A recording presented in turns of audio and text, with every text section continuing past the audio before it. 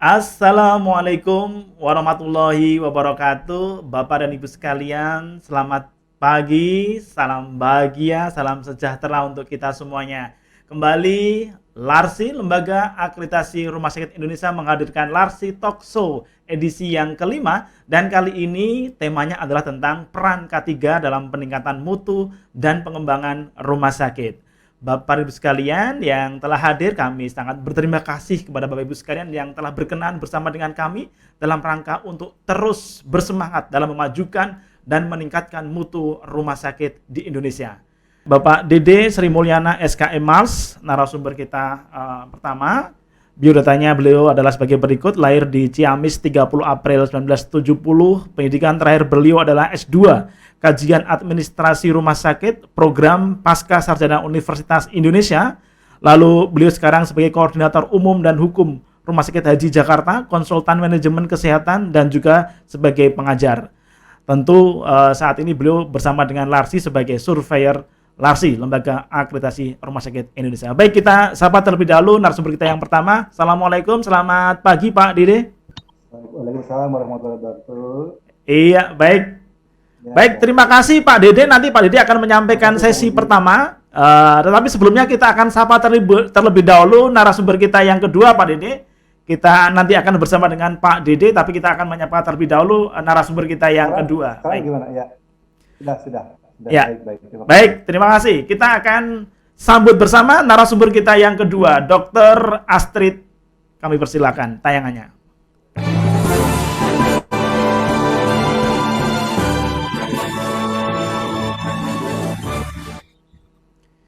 Ya, beliau adalah Dr. Astrid Widayati Sulistomo MPH SPOK, narasumber kita. Biodata beliau sebagai berikut. Kita akan bacakan biodata dari sekali lagi kita akan tampilkan biar Bapak Ibu sekalian bisa mengetahui kapabilitas dari narasumber Larsi Talk Show edisi kelima kali ini. Beliau lahir di Malang 9 September 52. Tentu senior sekali beliau, pendidikan terakhir doktor di Medical Science of School of Medicine University of Indonesia. Pekerjaan beliau adalah sebagai dosen di UHAMKA Fakultas Kesehatan, dan tentu beliau adalah bagian dari Larsi, Lembaga Akreditasi Rumah Sakit Indonesia. Baik, kalau begitu kita akan menyapa beliau terlebih dahulu sebelum nanti masuk ke sesi beliau. Sesi beliau adalah sesi yang kedua.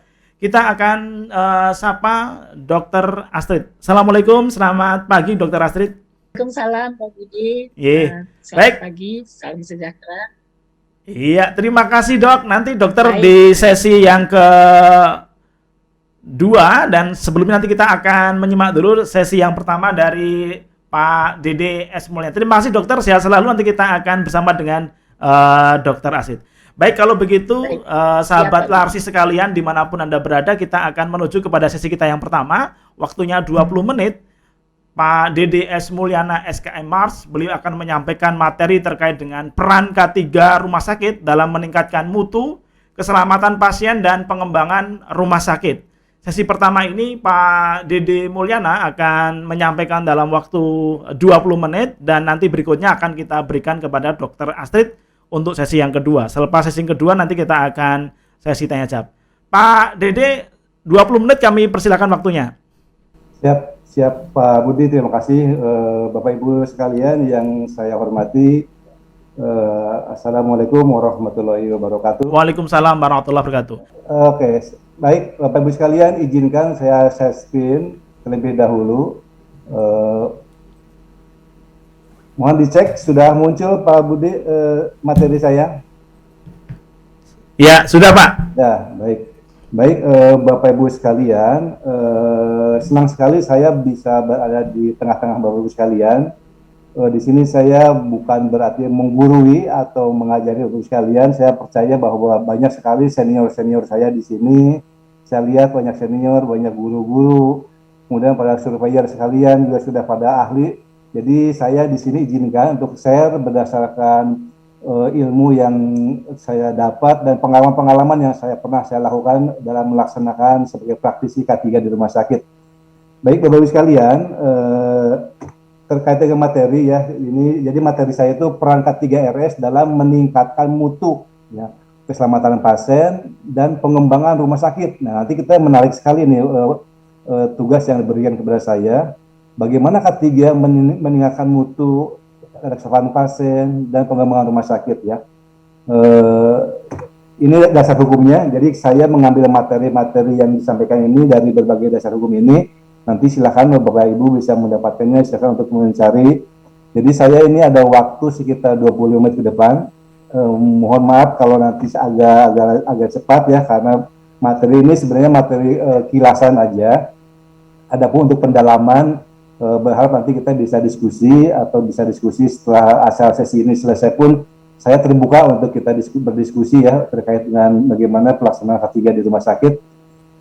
Baik Bapak Ibu sekalian, sebelum saya lebih lanjut, ini pengertian dulu ya. Pengertian tentang keselamatan kerja, kesehatan kerja, dan keselamatan kerja di rumah sakit itu apa? Jadi keselamatan kerja adalah upaya yang dilakukan ya untuk mengurangi terjadinya kecelakaan, kerusakan, dan segala bentuk kerugian. Nah, itu fokusnya ya. Kecelakaan, kerusakan, dan segala bentuk kerugian. Baik terhadap manusia, maupun yang berhubungan dengan peralatan objek kerja, tempat kerja, lingkungan kerja, baik langsung atau tidak langsung. Jadi fokus keselamatan kerja adalah untuk mengurangi atau mencegah kecelakaan, kerusakan, dan segala bentuk kerugian terhadap manusia, lingkungan, tempat kerja, dan objek kerja, baik langsung atau enggak langsung ya. Kemudian yang disebut dengan kesehatan kerja adalah upaya peningkatan dan pemeliharaan derajat kesehatan. Nah, itu kata kuncinya. Upaya peningkatan dan pemeliharaan derajat kesehatan. Bagaimana caranya? Ya, yang setinggi-tingginya ya bagi pekerja di semua jabatan. Pencegahan penyimpangan kesehatan yang disebabkan oleh kondisi pekerjaan, perlindungan pekerja dari risiko akibat faktor yang merugikan kesehatan ya. Kemudian penempatan dan pemeliharaan pekerja dalam suatu lingkungan kerja yang mengadaptasi antara pekerjaan dengan manusia dan manusia dengan jabatannya. Nah, ini kesehatan kerja. Melihat dari aspek peningkatan dan pemeliharaan kesehatannya. Nah, jadi keselamatan dan kesehatan kerja atau K3RS itu adalah segala kegiatan untuk menjamin dan melindungi, keselamatan dan kesehatan bagi sumber daya manusia di rumah sakit, kita karyawan ya, bagi pasien, ya, bagi pendamping pasien atau keluarga pasien ya, dan bagi pengunjung, nah, maupun lingkungan rumah sakit melalui upaya pencegahan kecelakaan kerja dan penyakit akibat kerja. Ya, jadi pasien, pengunjung, karyawan yang berada di lingkungan rumah sakit itu tanggung jawab rumah sakit untuk memastikan terlindunginya aspek keselamatan, terlindunginya aspek kesehatan bagi semua yang tadi ya, karyawan, pasien, pengunjung yang ada di rumah sakit. Nah, itulah, maka di sini jelas sekali bahwa peran rumah sakit di dalam menjamin terlaksananya K3 di rumah sakit itu sangat vital sekali. Karena kita tidak beda dengan di perusahaan ya, beda dengan di kantor yang bukan rumah sakit, hanya fokus kepada karyawan atau mungkin fokus pada karyawan dan pengunjung dan tamu-tamu. Tapi rumah sakit itu sangat kompleks sekali. Ya, kita di samping karyawan ada pasien, pengunjung, keluarga pasien, itu bertanya belum lingkungan, makanya kan sangat risiko tinggi itu ada rumah sakit itu. Kemudian tujuan penerapan K3RS adalah untuk terwujudnya ya penyelenggaraan K3RS yang optimal, yang efektif, efisien, ya efektif tepat guna, efisien berhasil guna dan berkesinambungan. Jadi tidak hanya saat akreditasi saja kita ribut-ribut urusin K3. Wah, mau akreditasi nih, kita bentuk K3. Tidak, tapi ini berkesinambungan karena perlu lah tadi ya. Kemudian tujuan khususnya tempat kerja yang sehat, selamat, aman, nyaman bagi pasien, keluarga, karyawan, dan pengunjung. Nah, ini. Kemudian tujuan khusus yang kedua, mencegah timbulnya kecelakaan akibat kerja, penyakit akibat kerja, penyakit menular dan tidak menular bagi SDM rumah sakit. Ya, inilah tujuan umum dan tujuan khusus dari penerapan K3 di rumah sakit. Pertanyaannya sekarang, bagaimana sih peran K3 di rumah sakit ya, dalam meningkatkan mutu, keselamatan pasien, dan pengembangan rumah sakit itu sendiri. Nah, bagaimana perannya, apa yang perlu dilakukan? Nah, nanti kita lihat satu-satu.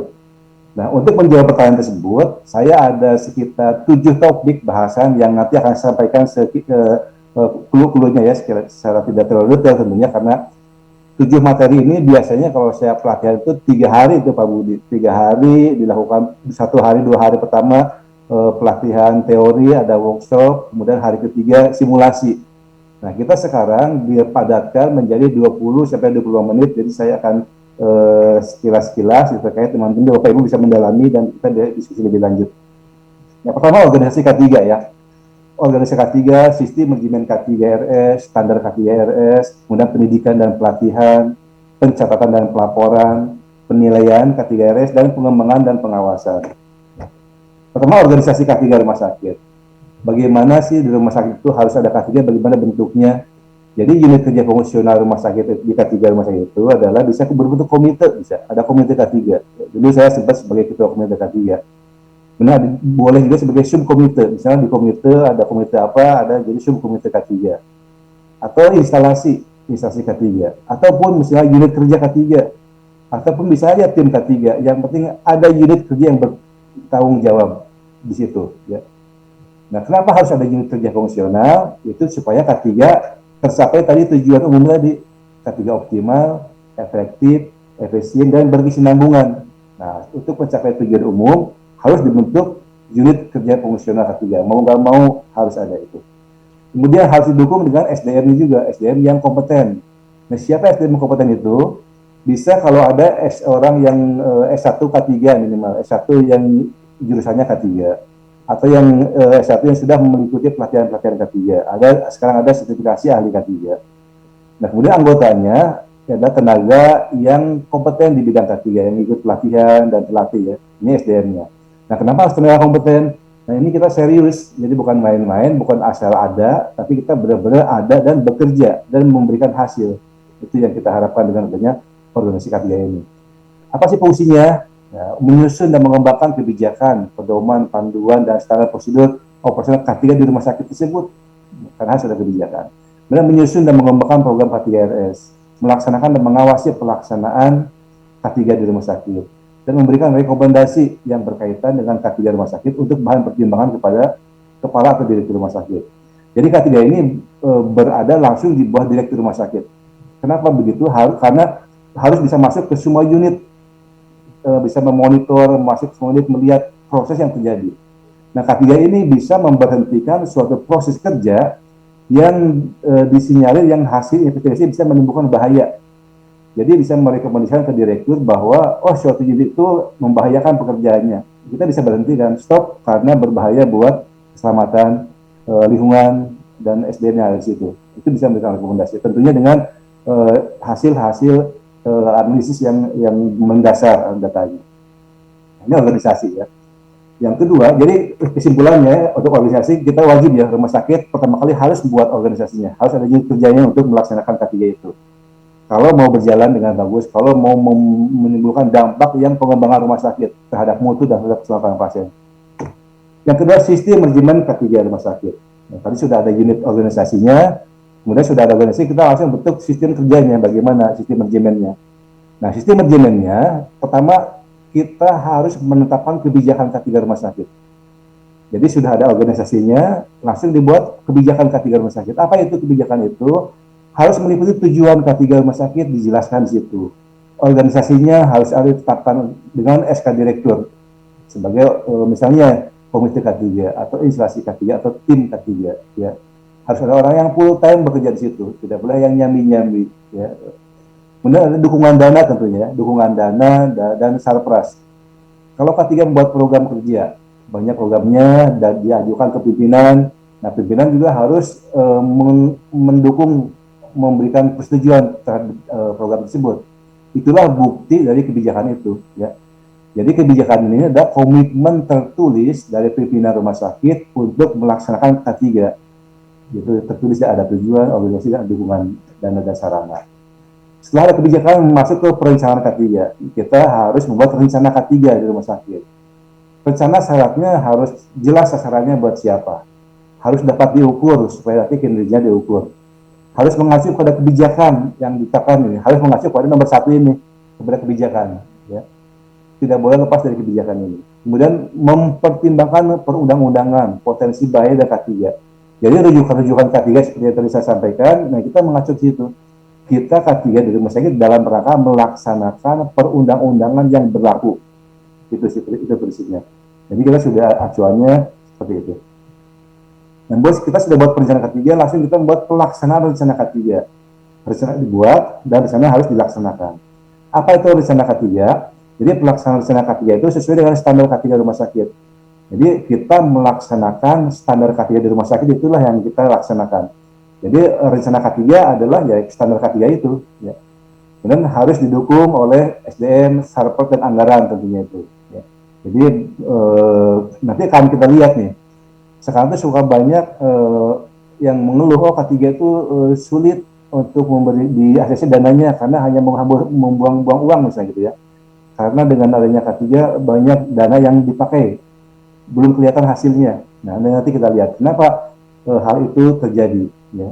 Jadi jangan sampai kita berpikiran, wah K3 hanya menghabiskan uang rumah sakit. Tapi justru itulah, dengan adanya K3 kita bisa men-saving uang rumah sakit. Nanti kita lihat bagaimana dengan adanya K3, kok uang rumah sakit bisa di-saving, bisa lebih menghemat. Gitu ya. Yang keempat, Bapak Ibu sekalian, dilakukanlah setelah ada pelaksanaan rencana, pemantauan dan evaluasi terhadap kinerja K3.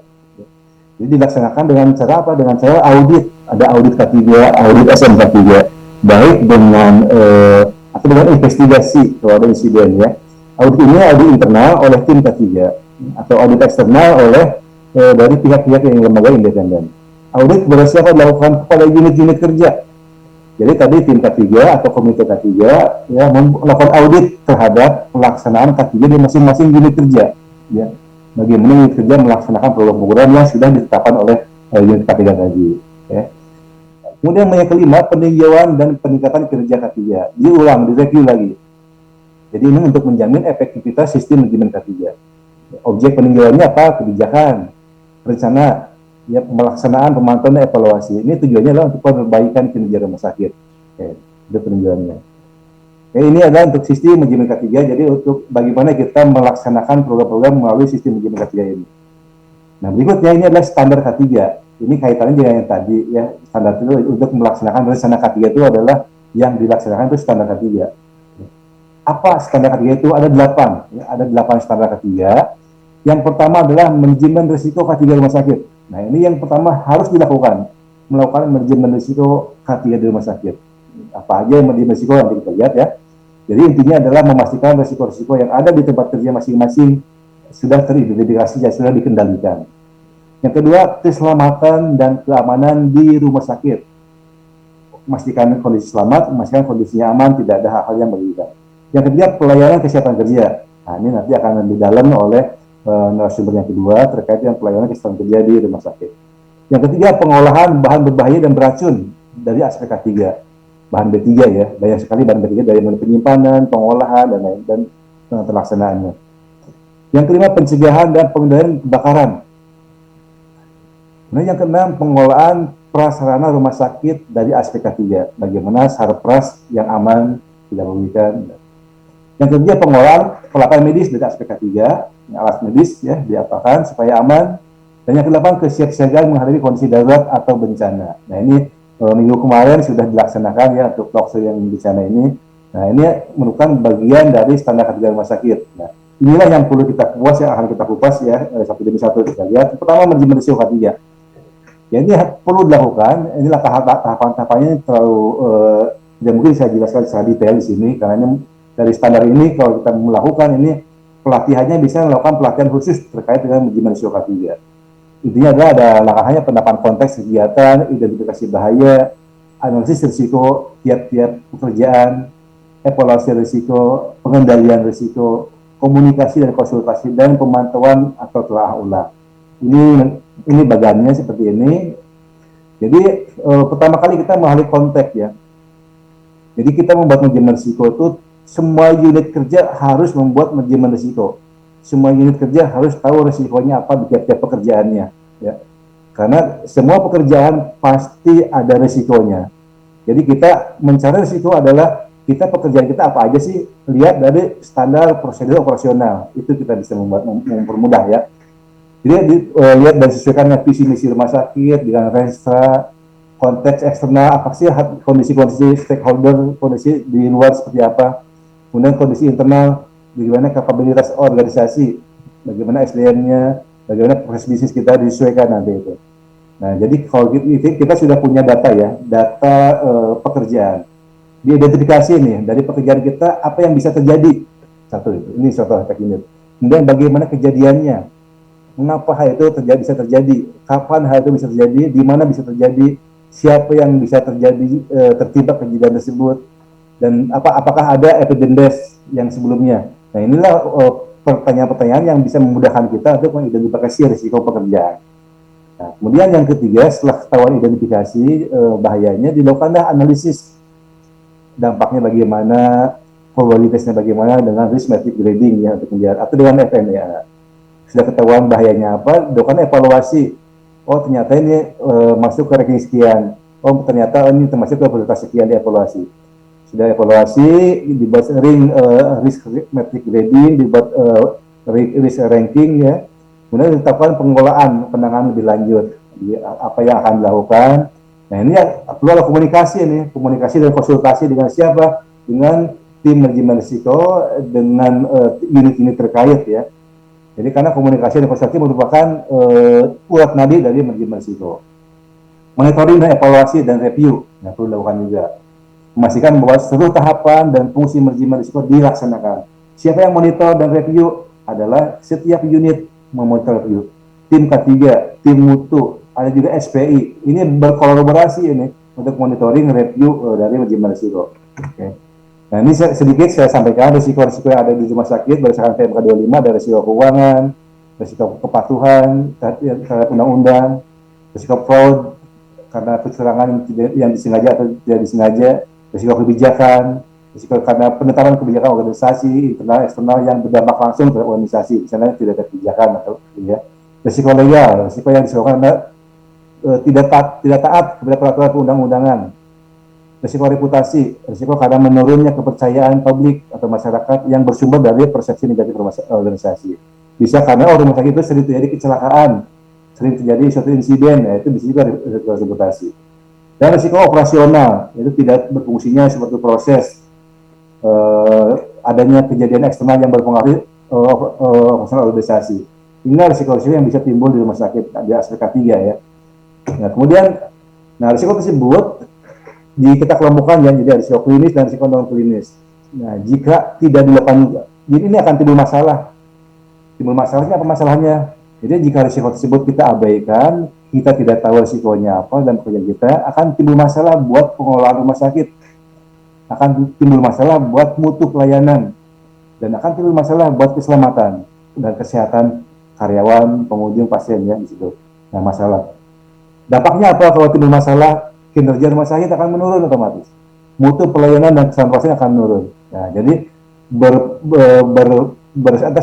bermula dari kita mengetahui resiko.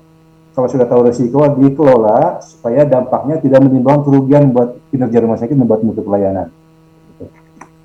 Jadi kita lakukan dengan cara manajemen risiko atau integrasi. Jadi semuanya identifikasi, analisis, evaluasi, pengelolaan semua risiko yang berpotensi dan diterapkan oleh semua unit. Ya. Jadi semua unit berintegrasi melakukan manajemen risiko untuk melaksanakan suatu pekerjaan itu bagaimana supaya tidak menimbulkan suatu insiden yang merugikan. Nah, kemudian berikutnya manfaat. Nah, kita lihat nih manfaat menjadi suatu integrasi. Ada meningkatkan mutu pelayanan dan informasi untuk pengambilan keputusan. Bisa bermanfaat untuk pelindungan terhadap satuan kerja dan pegawai. Kemudian mengurangi kerugian atas risiko yang tidak diinginkan. Itu manfaat manajemen risiko atau integrasi. Tujuannya adalah mengantisipasi dan menangani segala risiko secara efektif dan efisien, meningkatkan kepatuhan terhadap regulasi, memberikan dasar setiap pengambilan keputusan dan perencanaan, serta meningkatkan pencapaian tujuan dan pencapaian kinerja rumah sakit. Ini berdasarkan Permenkes 25 tahun 2019. Jadi jelas sekali ya, manajemen risiko ini yang merupakan bagian dari standar K3 bisa meningkatkan kinerja rumah sakit. Nah, berikutnya adalah keselamatan dan keamanan di rumah sakit. Nah, ada keselamatan, ada keamanan. Nah, keselamatan adalah merupakan kondisi situasi selamat dalam melakukan aktivitas. Bagaimana kita melakukan aktivitas dengan selamat, itu keselamatan. Kemudian keamanan adalah kondisi yang melindungi properti ya milik rumah sakit, SDM, melindungi SDM, melindungi pasien dan keluarga, pengunjung, lingkungan dari bahaya, ya, dari bahaya. Kemudian pengusahaan dan kehilangan. Ya. Ini adalah keamanan. Jadi tujuannya adalah untuk mencegah terjadinya kecelakaan dan cedera, serta mempertahankan kondisi yang aman bagi sumber daya manusia, rumah sakit, pasien, pendamping, dan pengunjung. Bagaimana pasien, pengunjung, karyawan selamat dan aman selama ada di rumah sakit. Ini, ya. Nah, pelaksanaan dengan cara apa? Pelaksanaan dengan cara melakukan identifikasi. Kita melakukan identifikasi di mana sih lokasinya yang timbulnya suatu bahaya terhadap keamanan dan keselamatan. Inspeksi K3 dilakukan gitu ya. Kemudian pemetaan area beresiko. Ya. Hasil identifikasi area beresiko tersebut dipetakan. Kita punya data-data area-area mana yang beresiko terhadap keamanan dan keselamatan. Itu ada denahnya, ada petanya, ada petakan. Kemudian upaya pengendalian, tindakan pencegahan terhadap risiko kecelakaan dan gangguan keamanan. Jadi kalau sudah teridentifikasi, sudah ada pemetaannya, lakukan pengendalian situ. Nah, berikutnya yang standar ketiga adalah kesehatan kerja. Nah, ini sedikit sekilas saya sampaikan bahwa cakupannya adalah promotif, preventif, kuratif, dan rehabilitatif yang dilakukan di rumah sakit ya untuk karyawan, pengunjung, pasien ya. Jadi contohnya promotif pembunuhan gizi, kebugaran, pembinaan mental dan rohani, atau preventif misalnya untuk pemeliharaan kesehatan. Nah, kuratif pelayanan tata laksana penyakit baik menular atau tidak menular, dan rehabilitatif adalah memastikan program kembali bekerja. Nah, K3 biasanya suka dimintakan advis. Ini ada karyawan yang sudah sakit-sakitan, dia bisa bekerja kembali.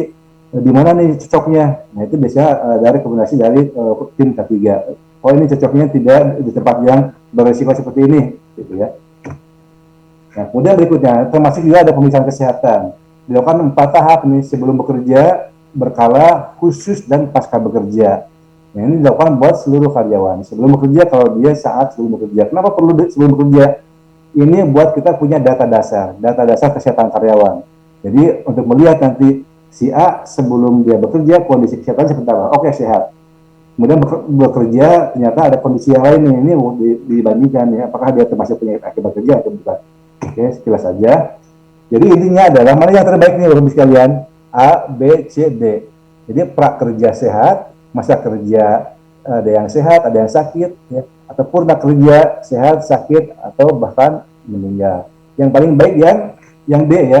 Jadi prakerja sehat, masa kerja sehat, purna kerja pun sehat. Itu yang sangat kita harapkan. Itu dari pelaksanaan K3 di rumah sakit K3 ya. Nah, kemudian yang selanjutnya B3 nih, pengelolaan bahan-bahan B3. Nah, bahan B3 banyak di rumah sakit. Intinya adalah melindungi sumber daya manusia, karyawan, pasien, pengunjung, maupun lingkungan di rumah sakit dari pajanan limbah B3. Banyak sekali limbah B3 di rumah sakit. Kalau tidak ditanganin, itu berpotensi menimbulkan suatu kerugian dalam artian insiden buat tadi ya pasien, pengunjung, karyawan. Karena kita banyak sekali limbah-limbah medis dan non medis. Nah, ada limbah B3. Rumah sakit harus mengolah itu dengan benar. Ada izinnya, izin pengolahan limbah B3, izin pengirimannya, bahkan ada izin penyimpanannya. Ya. Nah, dengan cara apa kita pengelolaan B3? Identifikasi bahaya B3 itu apa aja yang ada di kita nih di rumah sakit. Pastikan kita punya ada MSDS-nya, Material Safety Data Sheet, ada lembar data keselamatan bahan. Setiap bahan B3 wajib memiliki lembar data keselamatan bahan. Karena di situ ada informasi jenis bahan kimianya apa, bahayanya apa, pertolongan pertamanya apa, bagaimana bila mana kena mata, kena kulit, ya, bagaimana kalau kebakaran, sebagaimana apa, itu ada. Ya. Jadi kemudian yang ketiga menyiapkan sarana keselamatan bahan-bahan B3. Ada shower tray misalnya gitu ya. Kemudian membuat pedoman standar prosedur untuk pengelolaan bahan B3, penanganan bila mana kondisi darurat. Bisa bahan B3 tertumpah bagaimana? Nah, ini ada sedikit ya. Jadi siapkan penyimpanan dengan ada lemari khusus buat bahan B3.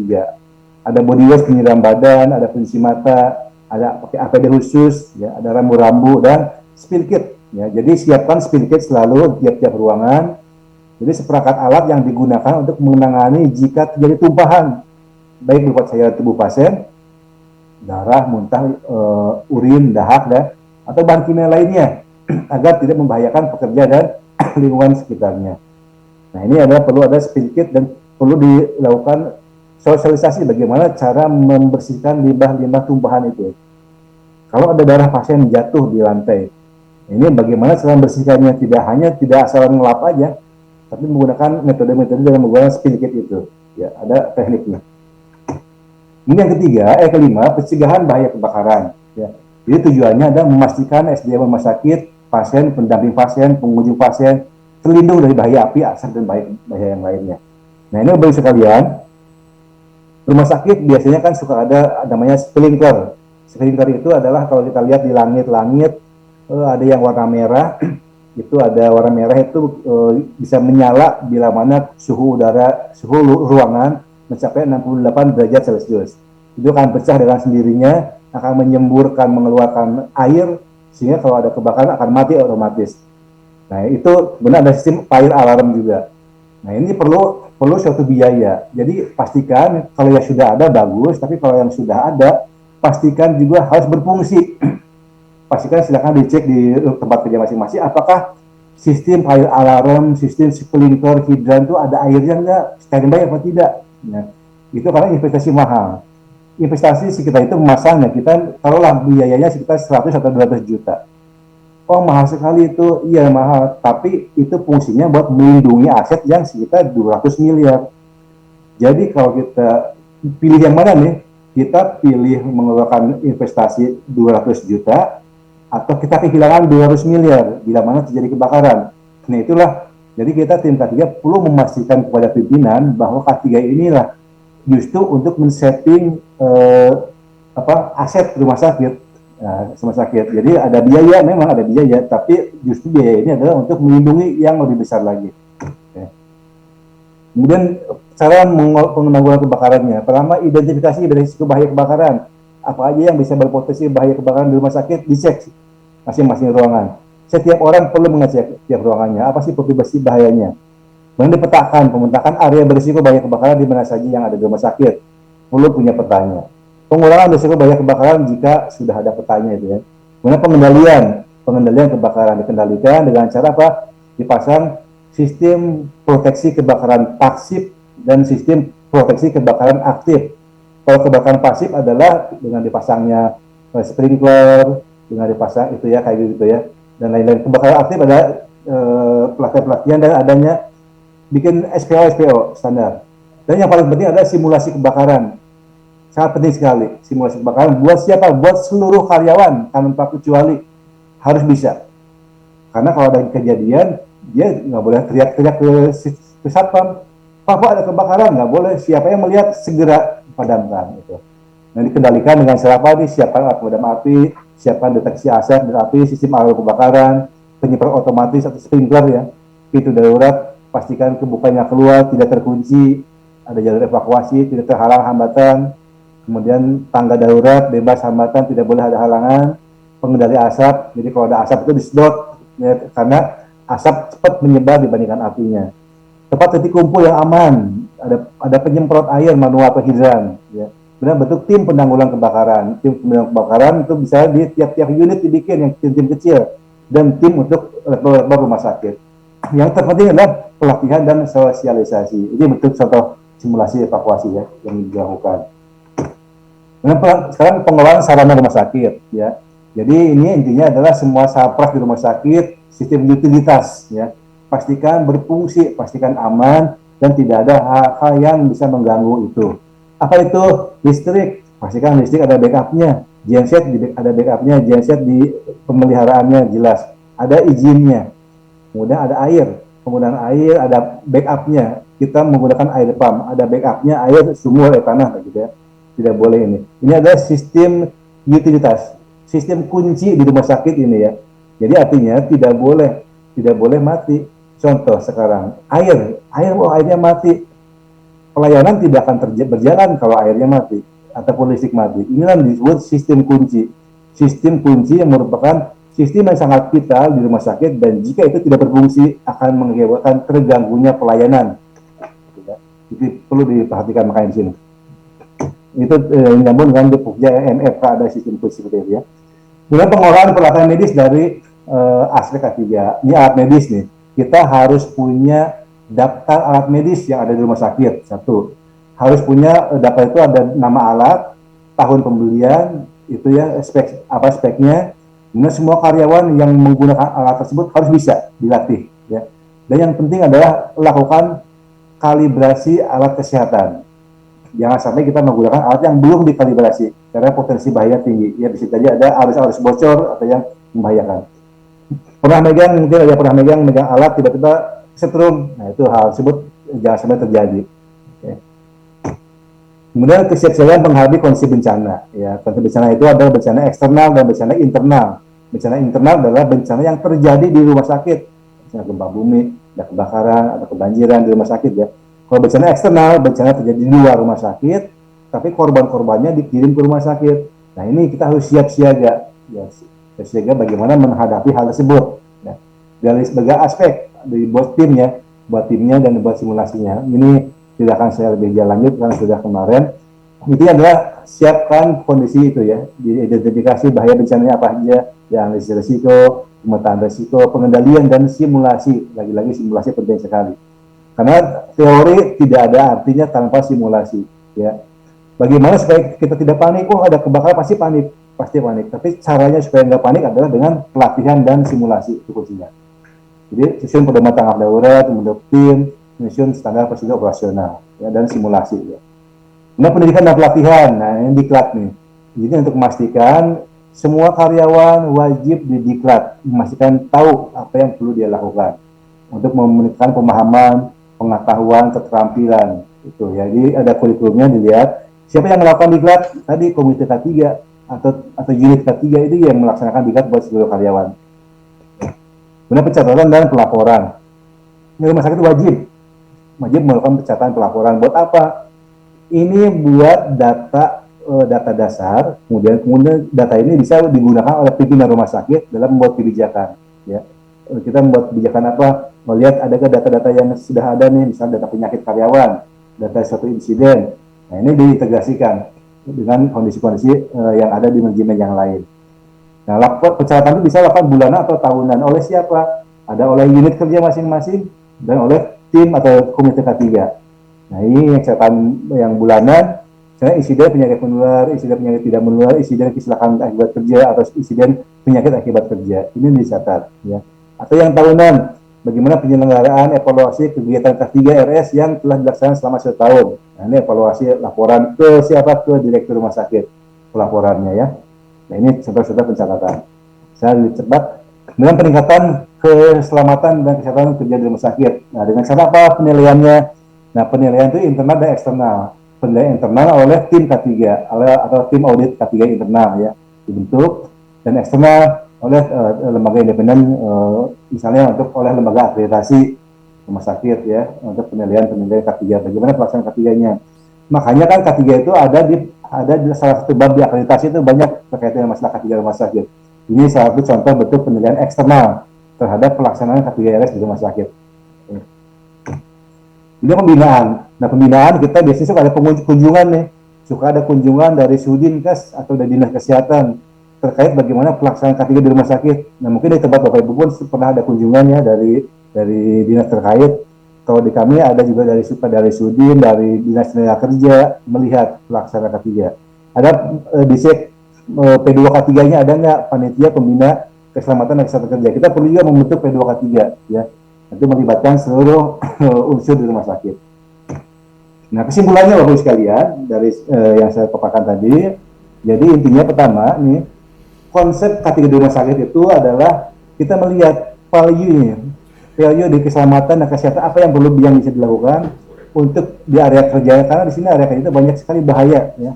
Bahaya itu apa yang bisa menimbulkan resiko ya. Banyak sekali bahayanya.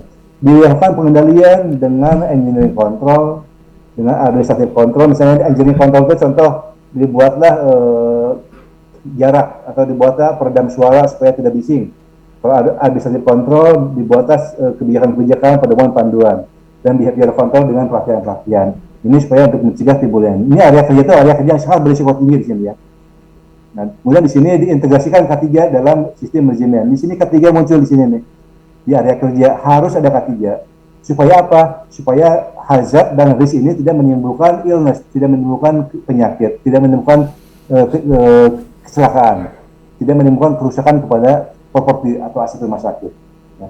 Sehingga di sini dampaknya adalah mutu dan keselamatan akan lebih terjamin. Tergantung di sini nih, kalau di sini tidak ada kesakitan, tidak ada kerusakan, tidak ada insiden, mutu akan lebih terjamin. Tapi sebaliknya kalau di sini banyak karyawan sakit, banyak kerusakan, banyak insiden, banyak kecelakaan, dan ini mutunya akan turun otomatis ya, berbanding lurus. Nah di sini kalau mutunya bagus akan menunjukkan pengembangan rumah sakit nih, pengembangan rumah sakit dengan dasarnya K3 ini.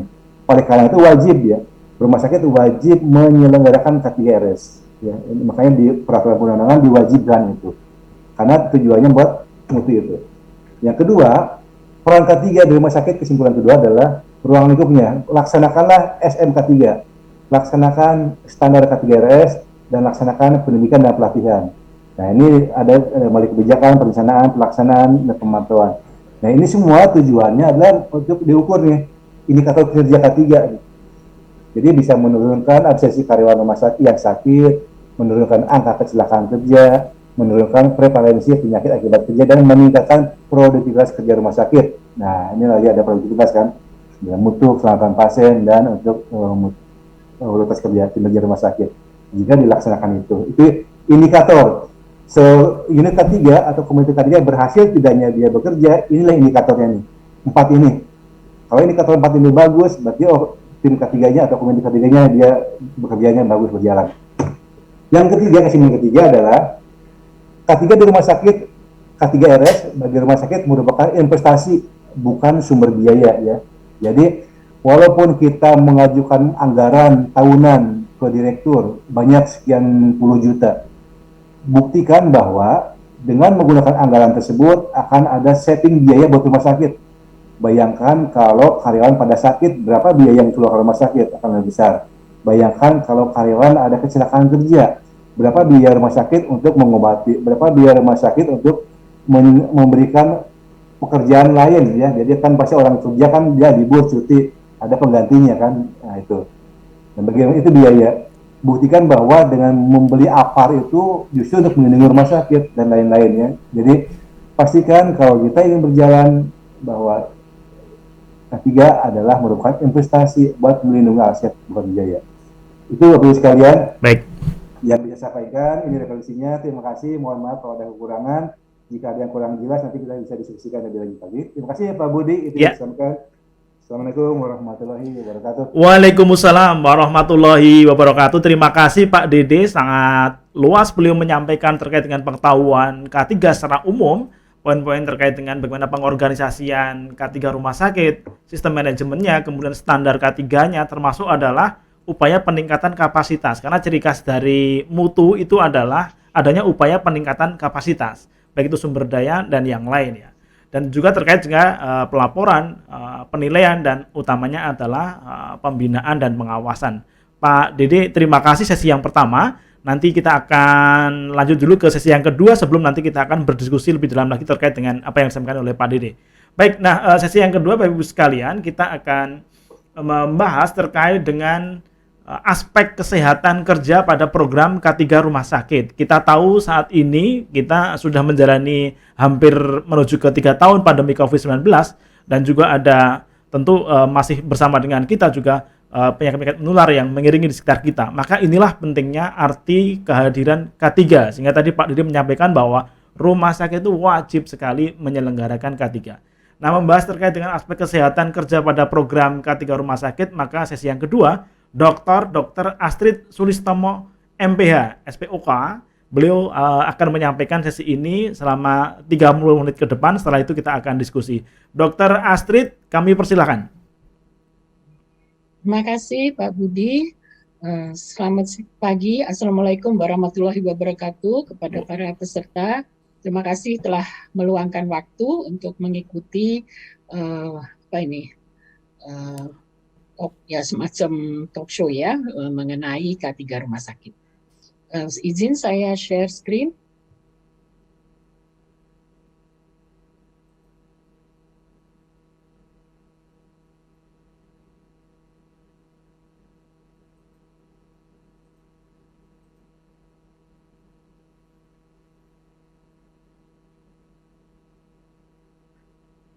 Apakah sudah terlihat? Sudah, Bu? Ya, dan suara saya juga cukup jelas? Sangat jelas. Bagus, Bu. Ya, baik. Ya, terima kasih tadi kepada narasumber pertama, Pak Dede, sudah dengan sangat jelas dan sangat komprehensif, saya rasa ya, menjelaskan mengenai K3 rumah sakit, sehingga tugas saya menjadi lebih ringan ya. Saya fokus ke kesehatan kerja saja.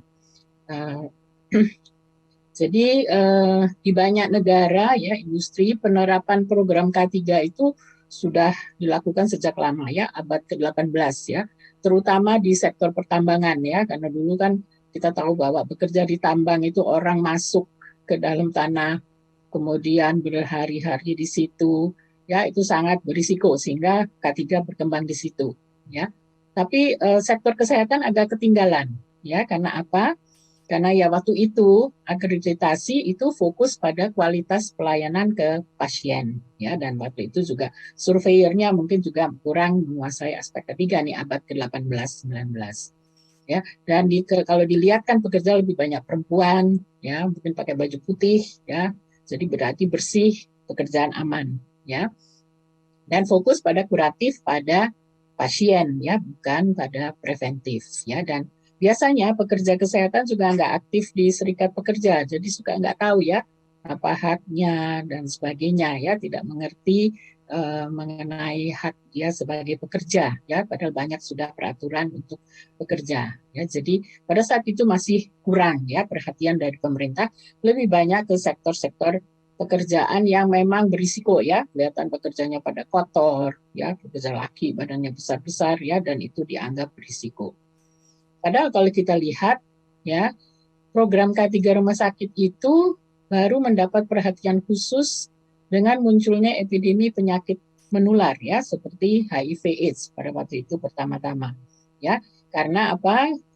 Tenaga kesehatan tentu tidak ada yang mau tertular HIV ya, jadi baru di situ mulai banyak timbul guidelines, panduan ya, bagaimana untuk menjaga kesehatan para pekerja, dan muncul lagi SARS ya. Dan sekarang dengan pandemi COVID-19 juga kita lihat bahwa aspek ketiga khususnya pencegahan penularan penyakit itu menjadi sangat berkembang ya di fasilitas pelayanan kesehatan ya. Kemudian juga penyakit menular lain yang sering terjadi sebetulnya di rumah sakit seperti tuberkulosis, hepatitis B, akhirnya menjadi penting ya. Padahal penularan TB dari dulu sudah ada, tetapi ya tidak terlalu dianggap menakutkan atau tidak seperti penyakit waktu itu dimulai dengan HIV dan sekarang dengan COVID ya. Kita tahu COVID yang paling banyak tertular atau Indonesia termasuk negara di mana tenaga kesehatan banyak sekali yang tertular ya. Saya tahu, saya hafalnya dokter itu ada 751 yang meninggal ya. Belum tenaga kesehatan lain ya, saya rasa kita di atas 1.000. Sedangkan kalau kita lihat karakteristik rumah sakit itu adalah industri ya, kalau kita mau bandingkan dengan industri. Ya, kita tahu satu rumah sakit tipe C saja mungkin pekerjanya sudah 1.000 ya, itu sudah setara dengan rumah sakit besar atau mungkin 500 ya. Dan sering sekali juga dikatakan tidak perlu ya melindungi kesehatan pekerja di rumah sakit karena isinya kan dokter, perawat yang semua sudah tahu cara melindungi diri sendiri. Padahal kalau kita lihat ya, selain profesi kesehatan, banyak tenaga teknis, laboratorium, administratif, ya, rumah tangga dan kebersihan dan lain-lain yang belum tentu tahu mengenai perlindungan terhadap dirinya. Termasuk sebetulnya juga tenaga kesehatan seringkali bukan tidak tahu ya, abai ya, atau menganggap ya itu risiko pekerjaan saya tertular ya. Kalau dulu tertular TB mungkin bisa berkata gitu ya, tetapi sekarang dengan penyakit yang lebih berbahaya mungkin juga sudah tidak lagi. Nah, sedangkan kalau kita lihat rumah sakit itu merupakan tempat yang bahaya potensialnya sangat banyak atau boleh dikatakan hampir lengkap, semua ada di rumah sakit ya. Kalau kita lihat dari penggolongan bahaya potensial yang ada, seperti biologi udah pasti ada ya, segala macam virus, kuman, bakteri atau apa, itu kita berisiko ya untuk terkena kalau kita kerja di rumah sakit. Tapi bahan kimia juga banyak sekali yang digunakan di rumah sakit yang juga berisiko untuk kesehatan ya, ada yang karsinogenik, ada yang bisa menyebabkan kelainan kongenital kalau tenaga kesehatannya hamil dan sebagainya ya. Fisik ya, radiasi ya, kita sekarang dengan peralatan modern ya, peralatan itu memang sangat bermanfaat ya untuk pasien, tetapi ada risiko buat yang menanganinya ya, masuk suhu panas mungkin di laundry ya, vibrasi, bising ya, kemudian juga dengan cara kerja kita harus berdiri mungkin seharian atau mengangkat pasien dan sebagainya, dan juga psikososial ya, stres ya, dengan kerja shift, dengan menghadapi kematian ya, dan kita sering dengar kan banyak dimarahin pasien, bahkan ada yang dipukul apalagi di masa pandemi ini di mana memang semuanya stres ya, dan sudah ada beberapa penelitian yang menunjukkan tenaga kesehatan itu termasuk yang paling tinggi angka stresnya ya, ada burnout, ada depresi dan sebagainya. Jadi memang rumah sakit itu penuh dengan bahaya potensial yang memang harus kita ketahui atau identifikasi supaya kita bisa melakukan pengendalian. Dan kalau kita lihat bahaya potensial itu menurut area kerja ya, di area pelayanan itu ya segala macam juga bahaya potensial itu ada ya, ada radiasi, ada tentu penularan infeksi itu kemungkinan ya, dan sebagainya.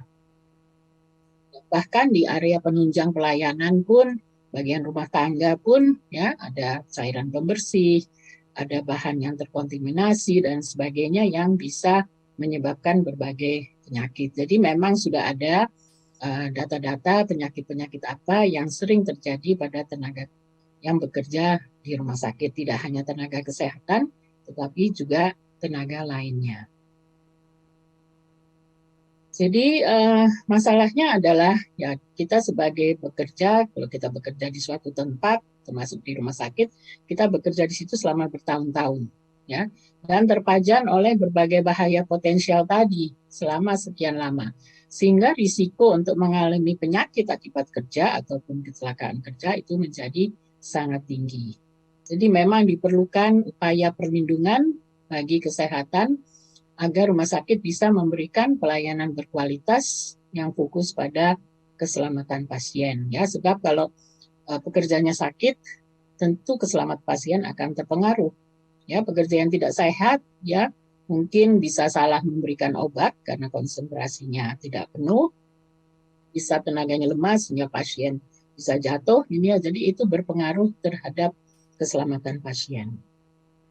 Nah, mengenai oleh karena itu program K3 rumah sakit itu sangat penting ya. Jadi bukan hanya mengikuti karena ada perundang dan peraturan, tetapi memang sebagai mungkin pimpinan rumah sakit ya, kita kalau mau rumah sakitnya berjalan dengan baik ya, seperti tadi dikatakan Pak Dede, mau tidak mau memang K3 rumah sakit harus dilakukan. Nah, ini adalah saya mengambil contoh satu aja peraturan, tadi Pak Dede sudah lengkap ya latar belakang peraturannya. Ini yang khusus mengenai keselamatan dan kesehatan kerja rumah sakit. Sudah ada Permenkes nomor 66 tahun 2016. Dan tadi sudah dijelaskan apa itu pengertian keselamatan kesehatan kerja rumah sakit, saya tidak perlu ulang. Demikian juga pengertian kesehatan kerja, tadi sudah disampaikan. Nah, ini tadi standar K3 rumah sakit yang tadi oleh Pak Dede dikatakan ada 8 butir. Saya fokus hanya ke 3. Jadi Pak Dede tadi yang sudah banyak dalam waktu singkat berhasil menjelaskan semuanya. Saya fokus hanya pada 1 butir saja, yaitu mengenai pelayanan kesehatan kerja.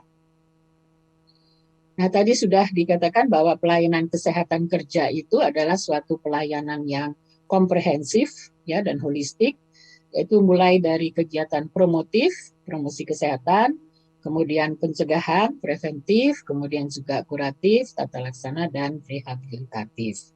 Ya, jadi memang semuanya harus dilakukan dengan fokus sebetulnya yang paling utama adalah promotif dan preventif.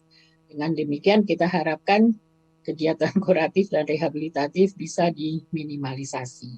Ya. Tadi sudah dikatakan ada pembenahan gizi kerja, kebugaran, pembinaan mental dan rohani, yaitu secara umum ya dengan adanya stres ya, apalagi pada masa COVID itu penting sekali ya. Misalnya ada program-program untuk pembinaan mental dan rohani. Kegiatan preventif yaitu tadi juga sudah dijelaskan, saya nanti mau menjelaskan mengenai pemeriksaan kesehatan ya dan juga tata laksana penyakit dan rehabilitasinya. Jadi bagaimana implementasi kesehatan kerja tadi bisa dilakukan di rumah sakit? Kita tahu bahwa rumah sakit kita kan ada tipe C bahkan tipe D sampai tipe A ya, tentu berarti sarana prasarananya berbeda, ya ketersediaan SDM-nya tentu juga berbeda. Nah, bukan berarti kalau kita SDM-nya sedikit itu tidak bisa melakukan K3, tapi tentu kita sesuaikan dengan kemampuan yang ada tanpa mengabaikan ya perlindungan terhadap tenaga kesehatan. Nah, fokus kita pelayanan kesehatan kerja itu sebetulnya ada dua ya. Jadi yang pertama adalah pengaruh pekerjaan terhadap kesehatan. Yaitu tadi ya, dengan adanya bahaya-bahaya potensial di rumah sakit, kita tentu perlu menilai apa sih pengaruhnya terhadap kesehatan. Kita menilai tadi ya dengan risk assessment, penilaian risiko ya, berapa besar sih risiko orang terkena misalnya radiasi kalau terjadi radiologi. Apakah semua sistem pengamanan sudah dilakukan dengan baik, dengan benar, sehingga risiko dari orang terpajan radiasi misalnya menjadi kecil. Melakukan upaya-upaya pencegahan penyakit akibat kerja, dan kalau memang ada yang sakit, ya kita melakukan diagnosis penyakit akibat kerja. Jadi seharusnya setiap pekerja yang mengalami penyakit mesti didiagnosis ini akibat kerja atau tidak. Kenapa? Karena itu penting untuk penanganan penyakitnya maupun untuk mencegah kepada yang lain. Ya, kalau ada satu sudah terkena penyakit akibat kerja, mungkin rekan-rekannya yang berada di situ bisa juga terkena. Yang kedua, itu tidak hanya melihat pengaruh pekerjaan terhadap kesehatan, tapi juga melihat pengaruh kesehatan terhadap pekerjaan. Jadi kalau seseorang misalnya pekerja di rumah sakit satpam, katakanlah mengalami serangan jantung, ya, apakah dia masih bisa melakukan pekerjaannya? Ya, serangan jantung bukan penyakit akibat kerja dalam hal ini, tapi begitu sudah selesai dirawat kembali, kita mesti menilai, ya, apakah bisa melakukan pekerjaan semula, apakah mungkin harus bertahap, atau memang tidak bisa, ya. Kemudian melakukan upaya rehabilitasi agar pasien dapat kembali atau pekerja dapat kembali bekerja. Jadi ini adalah sebetulnya pelayanan kesehatan kerja yang kita lakukan. Nah, untuk pelayanan kesehatan kerja menurut WHO dan ILO itu tentu ada tingkatannya tadi sesuai dengan kemampuan rumah sakit, ya tidak semua mempunyai sarana yang lengkap.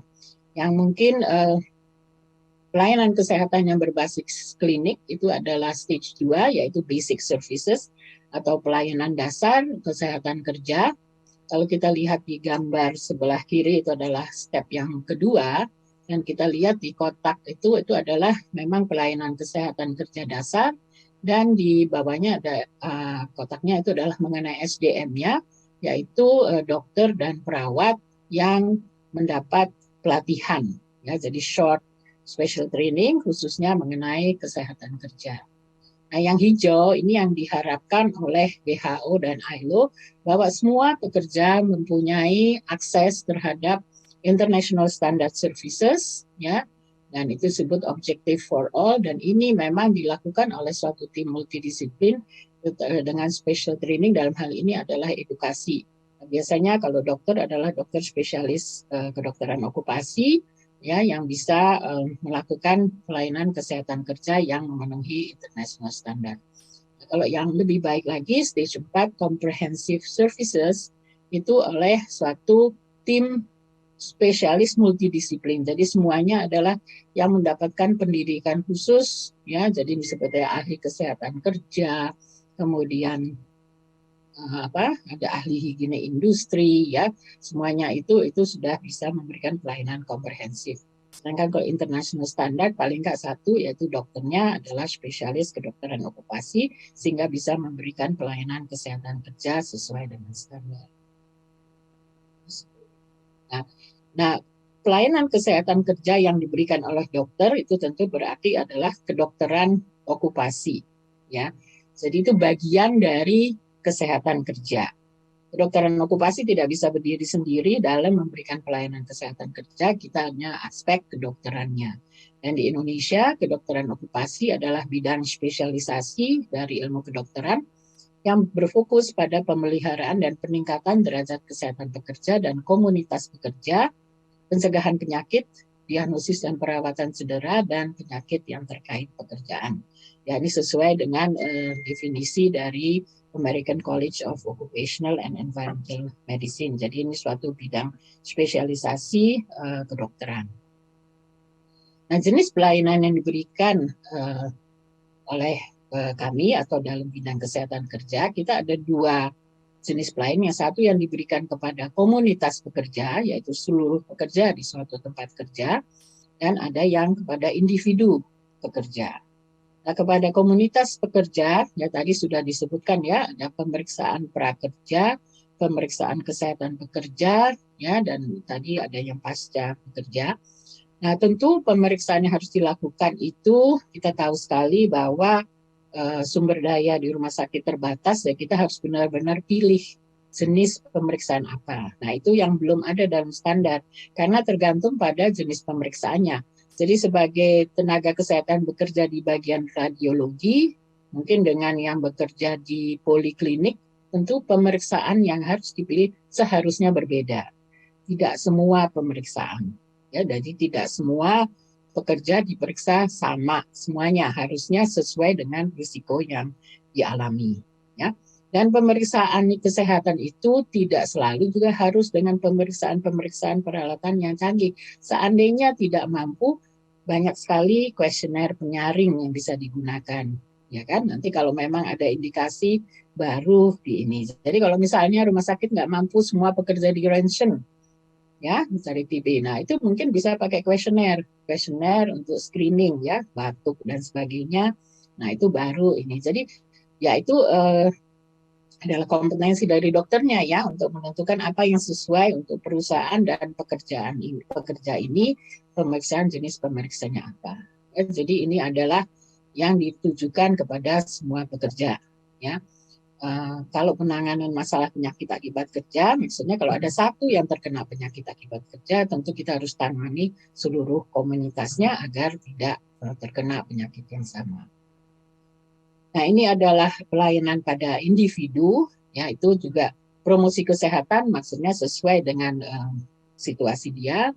Kemudian penilaian fit to work, tadi ya, kelaikan kerja. Kalau dia habis mengalami sakit, mengalami cedera, kita harus menilai apakah dia bisa kembali bekerja atau tidak, ya. Dan fit to work itu bukan hanya berarti sudah sembuh, ya, tetapi bahwa dia bisa atau dia mampu melakukan pekerjaannya, tetapi juga tidak menimbulkan risiko bagi pekerja lainnya maupun masyarakat sekitar, ya. Kemudian melakukan diagnosis dan penanganan penyakit akibat kerja, melakukan analisis pekerjaan, yaitu apakah memang berapa beban kerjanya dan sebagainya, menangani kecelakaan kerja, melakukan return to work evaluation, yaitu evaluasi kembali bekerja. Ya, jadi tidak sama semua orang, ya, habis serangan jantung atau habis COVID saja. Apakah semuanya bisa langsung bekerja? Ya, ada peraturan menteri yang menyatakan setelah 10 hari isolasi mandiri dan 3 hari tidak ada gejala boleh kembali kerja. Padahal sering sekali atau masih banyak pekerja yang pada saat itu masih sangat merasa lemas atau tidak bisa konsentrasi sehingga tidak aman sebetulnya bagi pasien. Ya, dia mampu kembali bekerja, tapi apakah aman bagi pasien? Nah, itu harusnya ada penilaian kembali kerja.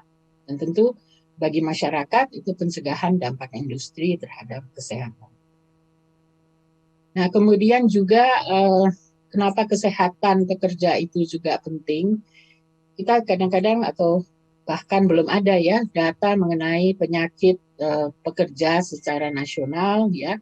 Tetapi yang kita punya adalah kecelakaan kerja. Kita lihat di sebelah kiri, sering sekali yang sebagai penyebab dari kecelakaan adalah adanya tindakan yang tidak aman dari pekerja atau memang kondisinya tidak aman. Ya, itu yang sering sekali diidentifikasi pada waktu kita melakukan melihat latar belakang penyebab dari kecelakaan. Nah, kalau kita lihat di bawah, sering sekali itu berkontribusi. Kenapa dia tidak aman cara kerjanya? Mungkin dia kondisi mentalnya sedang stres atau kelelahan, ya kerja shift yang berkepanjangan, ya beban kerjanya yang besar, ya atau memang kondisi fisiknya yang tidak baik, ya.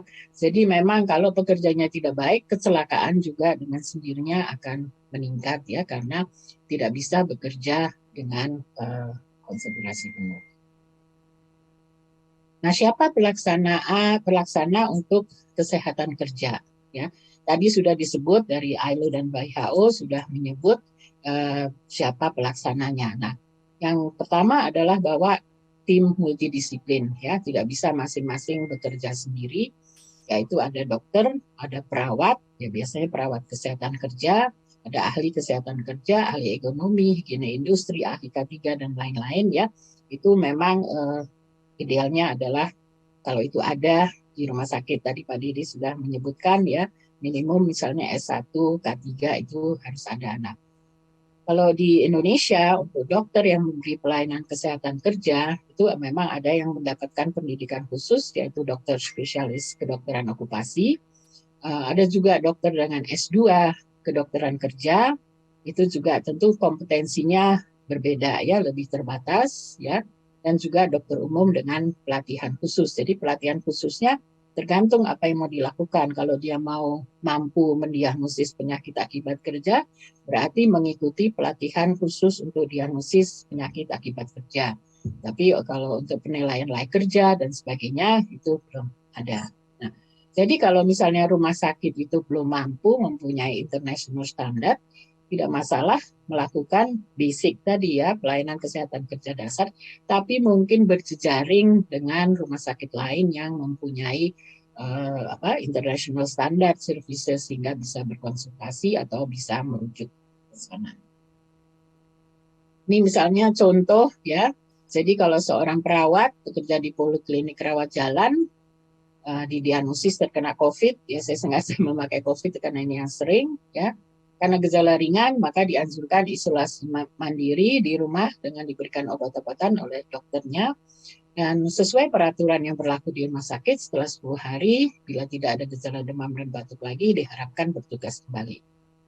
Nah, bagaimana ini? Apakah berarti ya udah sesuai 10 hari, si perawat langsung kembali, lapor kepada atasannya, saya sudah siap kembali bekerja? Ya, nah, bagaimana kalau itu tata laksana dari aspek kesehatan kerja? Yang pertama adalah kita harus tahu dulu apakah COVID itu dialami merupakan penyakit akibat kerja.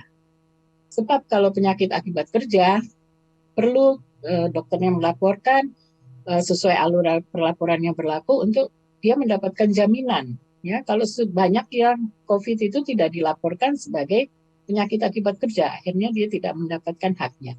Dan juga tidak berarti bahwa semua tenaga rumah sakit itu kalau kena COVID itu adalah akibat kerja. Jadi itu ada alur-alur pembuktiannya untuk menyatakan ini penyakit akibat kerja atau tidak. Jadi kalau tidak ada pelayanan kesehatan kerja, ya otomatis ini tidak dilakukan.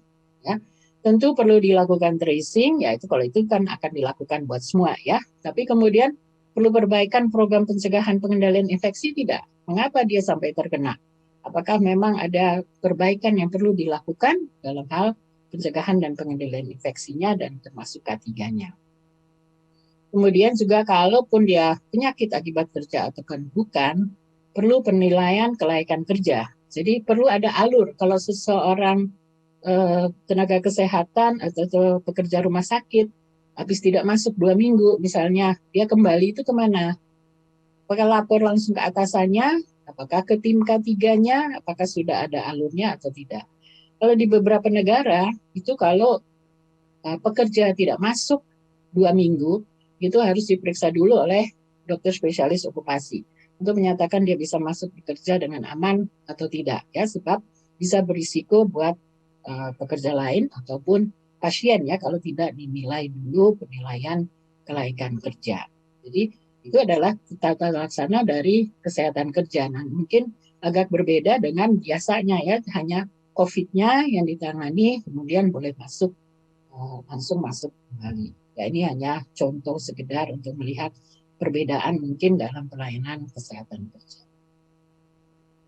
Saya rasa itu dari saya. Jadi sebagai kesimpulan, program K3 rumah sakit memang wajib dilakukan oleh semua tempat kerja, yang termasuk tentu rumah sakit, sesuai perundang-undangan yang berlaku. Tapi seharusnya bukan hanya karena adanya undang-undang atau peraturan, tetapi memang harusnya rumah sakit merasa itu sebagai suatu kebutuhan. Ya.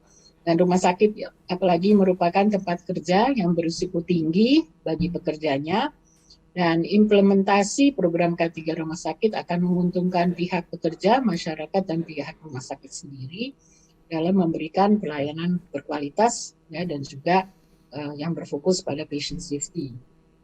Pelayanan kesehatan kerja sebagai bagian dari K3 rumah sakit perlu diterapkan secara profesional, jadi sesuai dengan kompetensi dari tenaga yang memberi pelayanan kesehatan kerja agar efektif dan efisien. Saya kira itu saja dari saya. Terima kasih atas perhatiannya. Wassalamualaikum warahmatullahi wabarakatuh.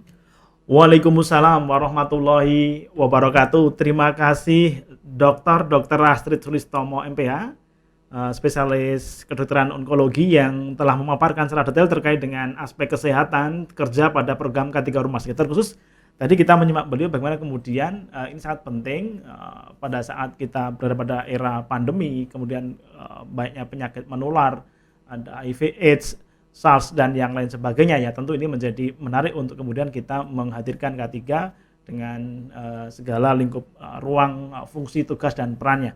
Bapak Ibu sekalian, kita masih punya waktu lebih dari 30 menit untuk berdiskusi, dan kita akan menuju kepada sesi tanya-jawab. Bapak Ibu diperkenankan untuk raise hand untuk bertanya atau menuliskan pertanyaan di chat Zoom. Kita akan bacakan pertanyaannya, dan nanti kedua narasumber akan menjawab sesuai dengan porsi dari materi masing-masing. Kita akan ke ruang chat Zoom untuk melihat bagaimana Bapak Ibu berikan umpan balik kepada kita semua di tema kita kali ini. Kita lihat bersama.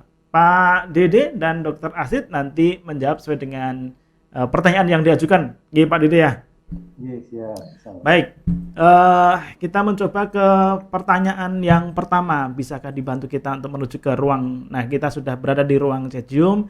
Ini ada beberapa pertanyaan dan saya kira animo Bapak Ibu peserta sangat luar biasa. Kita menuju ke pertanyaan yang awal. Pertama ini Pak, dari pertanyaan untuk Pak Dede, mohon izin apabila organisasi K3 tidak ada orang yang bisa full timer mengurusi, kira-kira gimana? Nah, ini terkait dengan SDM. Silakan Pak Dede. Baik, terima kasih. Dari siapa ya Pak pertanyaannya ini? Ini kalau kita lihat di chat Zoom namanya belum terbaca Pak. Baca ya? Ya. Baik, terima kasih pertanyaannya. Jadi Bapak Ibu sekalian, terima kasih atas antusiasme dengan memberikan masukan buat kami, ya, tentunya. Pertanyaan bagaimana? Saya akan coba menjawab sesuai dengan pengetahuan yang saya miliki, pengalaman, ya. Jika gini, kita kan wajib membuat suatu organisasi K3. Pertanyaannya bagaimana jika tidak ada ahli? Kemudian bagaimana kan idealnya ada ahli kompeten, kemudian full time. Kenapa harus full time? Supaya berkesinambungan, ya. Jadi optimal, efektif, efisien, berkesinambungan. Itulah perlu orang yang full time, gitu. Ini nggak ada orang yang full time, bagaimana? Nah, kalau misalnya pertama kali, ya, itu pastikan dulu bahwa pimpinan tahu nih, ini kalau kita mau sukses menjalankan K3 rumah sakit, harus ada orang yang full time. Oke, sementara ini belum ada yang full time, tapi kedepannya harus ada yang full time. Bagaimana kalau ada yang full time? Pasti hasilnya tidak akan seoptimal kalau ada yang full time, itu aja. Itu kita keluar putnya aja. ya silakan. Sementara belum ada yang full time, silakan part time dulu. Ya, tapi harus bisa berbagi tugas. Tapi hasilnya tentunya tidak akan sebaik, seoptimal jika dengan ada yang full time tadi. Nah, di peraturan jelas dikatakan bahwa harus ada orang yang kompeten di situ, yang kompeten dan mempunyai waktu. Ya. Begitupun sama dengan yang di komite mutu pun demikian ya. Komite mutu harus ada orang yang full time komite mutu di situ, supaya itu di peraturan itu demikian. Nah, sekarang bagaimana kalau belum ada full time? Ya silakan, kalau belum ada full time berarti kan nanti hasilnya tidak akan semaksimal yang full time itu ya Pak Budi hasilnya. Ya, baik. Baik, terima kasih Pak Dede, terima kasih atas jawaban atas pertanyaan pertama. Kita mencoba untuk ke dokter. Dokter, ini ada pertanyaan ya. Kita langsung ke pertanyaan kedua. Izin bertanya terkait dengan pertanyaan berikutnya. Tadi sebenarnya masih ada di atas tadi.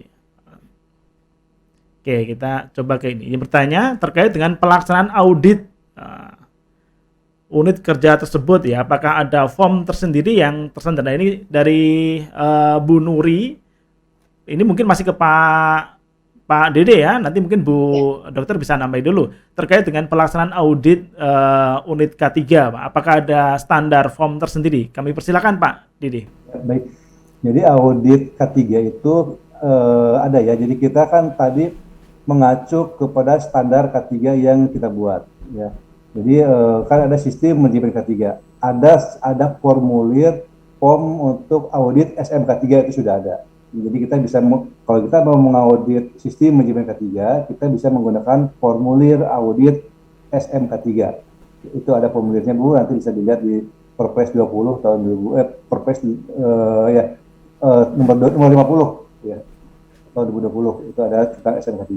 Nah kemudian kalau untuk audit yang lain, misalnya untuk audit terkait dengan insiden. Nah, kita ngaudit suatu insiden, ngaudit suatu program kerja nih. Kita dilihat dari program kerjanya. Kita bisa membuat checklist sendiri, ya, disesuaikan dengan program kerja apa yang dilakukan, yang kita berikan kepada unit tersebut. Ya. Kita membuat checklist sendiri bisa. Ya. Intinya adalah kita dengan tujuan audit itu untuk memastikan bahwa program kerja yang kita berikan itu dilaksanakan oleh unit. Ya. Silakan Bapak Ibu, kalau ada checklistnya dilihat, pakai checklist yang sudah ada. Tapi bukan berarti kita terpaku dengan checklist itu. Silakan checklist itu dimodifikasi, disesuaikan dengan kondisi rumah sakit. Misalnya ada checklist ini, oh kita mau tambahin nih dengan ini karena kita penting program ini, silakan ditambahkan. Ada checklist yang baku, yang dari peraturan, ada juga checklist yang dibuat oleh rumah sakit tersebut, disesuaikan dengan program kerja yang sudah dibikin. Itu silakan. Iya, baik. Ya. Baik, terima kasih Pak Dede. Kita menuju ke pertanyaan berikutnya. Bapak Ibu sekalian, masih di sesi kita untuk memberikan umpan balik kepada dua narasumber kita. Ini kita ke pertanyaan berikutnya. Ada dari Bapak Rizky Pradana, Rumah Sakit Islam. Dari Disnaker, setiap perusahaan termasuk rumah sakit wajib membentuk tim P2K3, di mana fungsi dan kegiatan tim P2K3 hampir sama dengan K3RS. Apakah P2K3 dan K3 rumah sakit bisa disamakan atau setiap rumah sakit harus membentuk tim K3 rumah sakit walaupun sudah ada tim P2K3 yang di SK-kan oleh Disnaker Provinsi? Nah, ini kayaknya masih ke Pak Dede. Silakan Pak Dede. Ya, baik. Terima kasih Mas Rizky Pradana. Jadi tim K3 rumah sakit dengan P2K3 masing-masing mempunyai dasar regulasi yang jelas ya. P2K3 dasar regulasinya dari Kementerian Tenaga Kerja, K3 rumah sakit regulasinya dari Kementerian Kesehatan. Jadi di rumah sakit, dibikin dua-duanya satu itu ya. Kenapa bikin dua-duanya? K3 rumah sakit kita membuat program, ada tim kita membuat program pastikan. Kemudian kalau P2K3 adalah anggotanya dari seluruh unit, dari seluruh unit, dari direksi ada di situ, dari direktur, kemudian ke bawahnya sampai ke perwakilan dari unit-unit. Nah, tujuan dibentuknya P2K3 adalah atau panitia pembina keselamatan dan kesehatan kerja itu untuk memastikan program-program kerja K3 di rumah sakit dilaksanakan sampai ke pelosok ya, sampai ke unit-unit ya, sampai ke unit itu. Jadi kalau K3RS sudah membuat program, nah jadi orang-orang di K3RS bisa merangkap dengan di P2K3. Contoh nih, saya pernah sebagai ketua komite K3, saya juga sebagai ketua P2K3. Jadi saya P2K3 wajib berikan laporan ke Disnaker tiap 3 bulan. Nah, program-program yang dilaporkan adalah program-program yang sama dengan program K3RS gitu. Nah, tapi P2K3 ini kehadirannya adalah untuk memastikan program-program K3 rumah sakit dilaksanakan di setiap unit. Karena kalau di pasien safety kan kita mengenal adanya champion ya, champion keselamatan pasien di tiap-tiap ruangan. Ini untuk memastikan program keselamatan pasien untuk memastikan dilaksanakan di tiap-tiap ruangan. Ini pun demikian. P2K3 adalah anggotanya ada masing-masing unit perwakilan untuk memastikan program kerja K3 rumah sakit dilaksanakan oleh unit itu. Itu P2K3. Jadi kalau misalnya sudah ada P2K3 dan ada K3 itu lebih bagus ya, lebih bagus. Dan karena masing-masing punya dasar regulasi yang jelas. Itu mungkin dari pendapat dari saya, Pak Rizky. Baik, terima kasih Pak Dede. Kita menuju ke pertanyaan berikutnya dari Pak Yatna Suhendi. Izin bertanya terkait dengan pertama adalah peningkatan pemanfaatan fasilitas pelayanan kesehatan oleh masyarakat, maka tuntutan pengolahan rumah sakit semakin tinggi. Bagaimana caranya program K3 rumah sakit bisa berjalan dengan optimal sehingga urgensi penerapan K3 rumah sakit menjadi suatu hal yang penting. Ini yang pertama. Jadi urgensi mengenai penerapan K3 rumah sakit. Yang kedua, rumah sakit harus menjamin K3 baik terhadap pekerja, pasien, pengunjung maupun masyarakat sekitar dari berbagai potensi bahaya di rumah sakit. Upaya apa yang harus dilaksanakan K3 rumah sakit secara terintegrasi dan menyeluruh sehingga resiko terjadinya PAK dan KAK di rumah sakit dapat dihindari. Nah, ini saya kira ke dokter. Silakan dokter. Yang pertama atau yang kedua? Yang kedua. Yang kedua, yang pertama nggak dijawab dulu. Boleh? Oh baik, kalau begitu yang pertama ke Pak Dede dulu. Ya, silakan Pak Dede, yang pertama. Baik, Pak Yatna Suhendi, terima kasih. Jadi kunci pertanyaannya bagaimana caranya program K3RS bisa berjalan dengan optimal. Nah, untuk gini ya, kita buat program kerja. Kuncinya adalah pastikan direktur atau pimpinan rumah sakit paham dulu bagaimana kita, ini tantangan buat kita nih. Tantangan buat kita selaku pelaku K3 di rumah sakit, bagaimana memastikan pimpinan rumah sakit atau direktur paham tentang pentingnya K3, paham tentang kenapa program ini dilaksanakan, ini dampaknya kalau dilaksanakan. Jadi setiap program harus ada dasar regulasinya. Ini jadi kita membuat usulan program kerja ke direktur untuk di ACC ya. Ada program kerja, ada anggaran, mohon persetujuan direktur. Ini program kerja ini, dasar hukumnya ini. Dampaknya kalau dilaksanakan begini. Ini program kerja yang kedua, dasar hukumnya ini. Dampaknya kalau dilaksanakan ini. Kalau dilaksanakan apa manfaatnya buat rumah sakit? Biayanya sekian. Nah, kita harus paparan di direksi. Itu, pastikan mereka paham benar apa dampaknya jika program ini tidak dilaksanakan. Apa kerugian rumah sakit jika ini tidak dilaksanakan. Jadi walaupun beliau mengeluarkan sekian biaya, tapi manfaatnya akan dihasilkan lebih besar, masalahnya buat rumah sakit, insya Allah itu akan disetujui. Itu akan mempermudah kita. Jadi caranya adalah pastikan harus ada struktur organisasi, yang satu, kedua pastikan harus ada SDM, ketiga pastikan ada dukungan dana dan sarana dari direktur. Dan kalau pimpinan sudah setuju, kita akan dengan mudah melakukan itu semuanya. Jadi kuncinya kita harus meyakinkan pimpinan bahwa K3 ini penting, keberadaannya penting buat kemajuan rumah sakit. Itu Pak yang bisa saya sampaikan. Oke, baik, terima kasih. Pertanyaan pertama sudah terjawab dan sekarang kita menuju ke pertanyaan yang kedua. Silakan Dr. Astrid.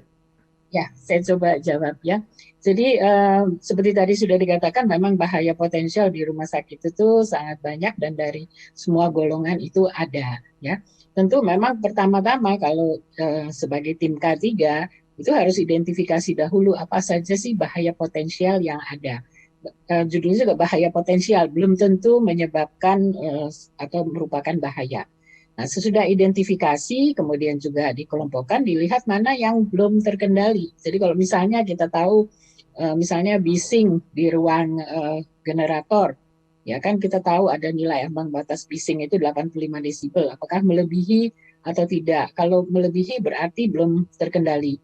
Apakah bisa dikendalikan ya? Kalau bisa kan pada sumbernya, pada mesinnya ya, tidak mengeluarkan bising sedemikian banyak. Tapi kalau tidak bisa, maka tentu pada pekerjanya ya bisa dilakukan upaya supaya bisingnya tidak sampai ke dianya dalam dosis yang besar, yaitu dengan pembatasan waktu dia berada di situ dan juga dengan penggunaan alat pelindung diri. Jadi prinsipnya adalah identifikasi dulu bahaya potensial yang ada, kemudian mana yang melebihi dari yang sudah diperbolehkan sesuai dengan peraturan yang ada, kemudian kita melakukan pengendalian. Nah, itu ada hierarki ya pengendalian. Kalau bisa sih ya jangan pakai mesin yang bising, misalnya kalau contoh yang bising ya, dengan substitusi dengan bahan yang kurang berbahaya. Misalnya juga bahan kimia, ada yang berbahaya, kalau bisa ya diganti dengan bahan kurang berbahaya. Tapi kalau untuk COVID ya kita tidak bisa mengganti ya, karena COVID itu berada pada manusia ya virusnya. Nah, itu upaya-upaya apa yang bisa dilakukan secara teknis ya kan, kalau COVID misalnya dengan membuat ruangan dengan memasang HEPA filter, dengan membuat ruang tekanan negatif dan sebagainya. Jadi itu upaya-upaya yang selalu kita mesti periksa lagi mana yang masih kurang dikendalikan. Ya, kemudian juga pekerja perlu diedukasi ya bagaimana bekerja dengan aman. Ya, dia harus tahu bahaya potensial yang dihadapi, bukan untuk menakut-nakuti, tetapi bagaimana supaya dia bisa bekerja dengan aman. Semua sudah tahu bahwa radiasi berbahaya, tapi bukan berarti tidak boleh ada pekerja yang bekerja di situ, tetapi upaya pengendalian yang bisa dilakukan. Jadi memang secara kontinu itu selalu harus dilihat bahaya potensial yang ada, apakah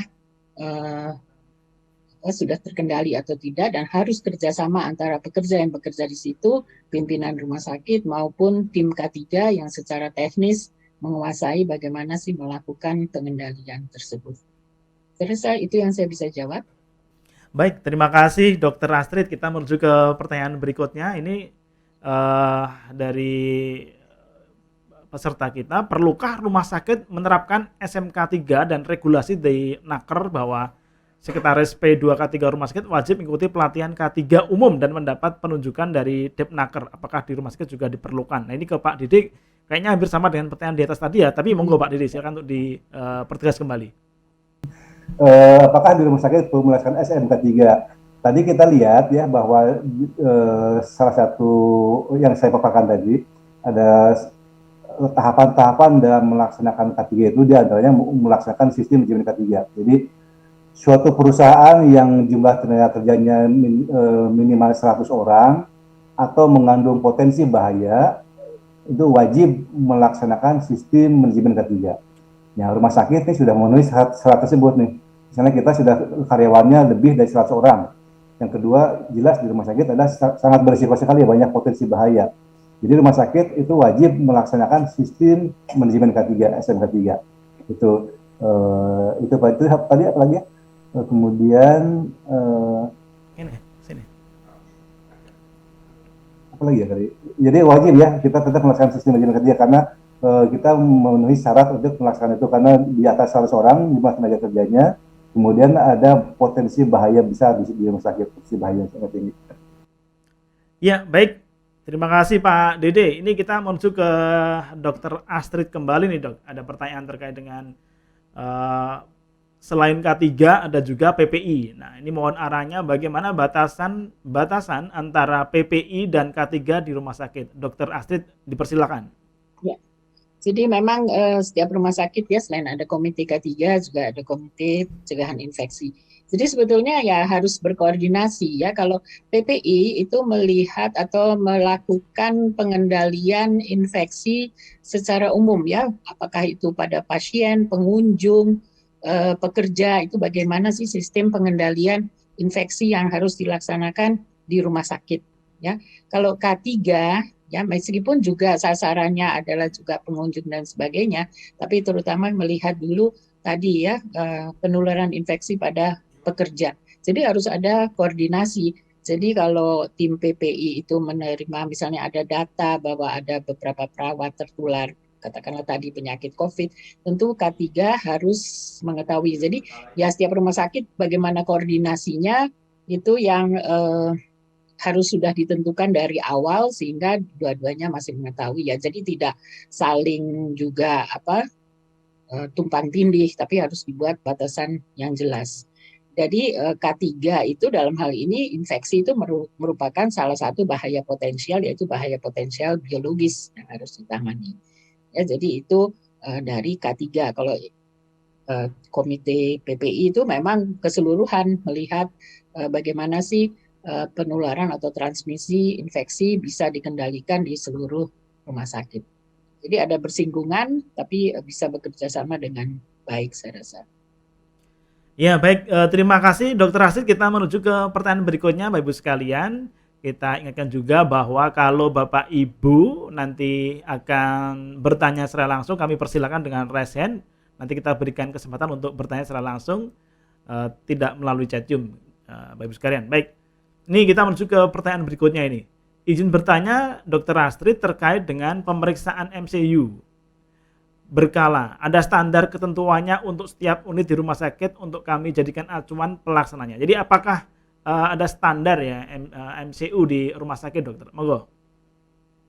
Ya, jadi ini yang sering sekali ditanyakan sebetulnya ya, apakah ada standar pemeriksaan apa yang harus dilakukan? Ya, seperti saya katakan tadi, masing-masing rumah sakit tentu mempunyai apa ya sumber daya yang berbeda. Jadi memang belum ada standar ya, minimum tuh harus periksa apa ya. Tetapi makanya itu tergantung pada pekerjaannya. Misalnya minimum ada pemeriksaan fisik, pemeriksaan lab darah lengkap, kemudian ada juga yang menyatakan pemeriksaan ronsen ya, tapi itu di standar Permenaker itu tidak disebutkan, hanya diharapkan ya. Kenapa tidak ada standar? Karena kemampuan berbeda. Tadi saya bilang kalau misalnya kita pekerjanya di rumah sakit ada 100, nah kemampuan rumah sakit terbatas untuk melakukan pemeriksaan kesehatan pada 100 itu, misalnya 100 orang itu di ronsen. Nah itu bisa misalnya membuat kuesioner dulu mengenai batuk, riwayat batuk dan atau merokok dan sebagainya. Nanti baru yang itu di ronsen. Jadi itu kebijakan atau keahlian dari rumah sakit masing-masing untuk menentukan. Jadi tidak ada standar, ya. Tetapi memang ada rekomendasi-rekomendasi. Kalau bekerja di radiologi periksa apa, bekerja di ini periksa apa, itu ada rekomendasi, tapi tidak menjadi standar karena takut nanti menjadi beban pada rumah sakit. Ya, baik, terima kasih Dokter Astrid. Kita menuju ke pertanyaan berikutnya, Bapak Ibu sekalian. Ini pertanyaan dari RSUD ya, Dokter dari RSUD. Ini pertanyaannya adalah terkait dengan apa perbedaan komite dengan instalasi atau tim, dan juga format laporan sesuai Kemenkes dan Kemenaker. Apakah berbeda? Ini ke Pak Dede. Silakan Pak Dede. Baik, Bapak. Jadi perbedaannya, jadi gini, kita boleh aja membuat berbentuk komite atau instalasi ya. Jadi dari aspek yang tugas-tugasnya sebenarnya sama ya, dari itu yang ditugaskan situ fungsi-fungsinya sama, cuma tergantung dari kebijakan rumah sakit.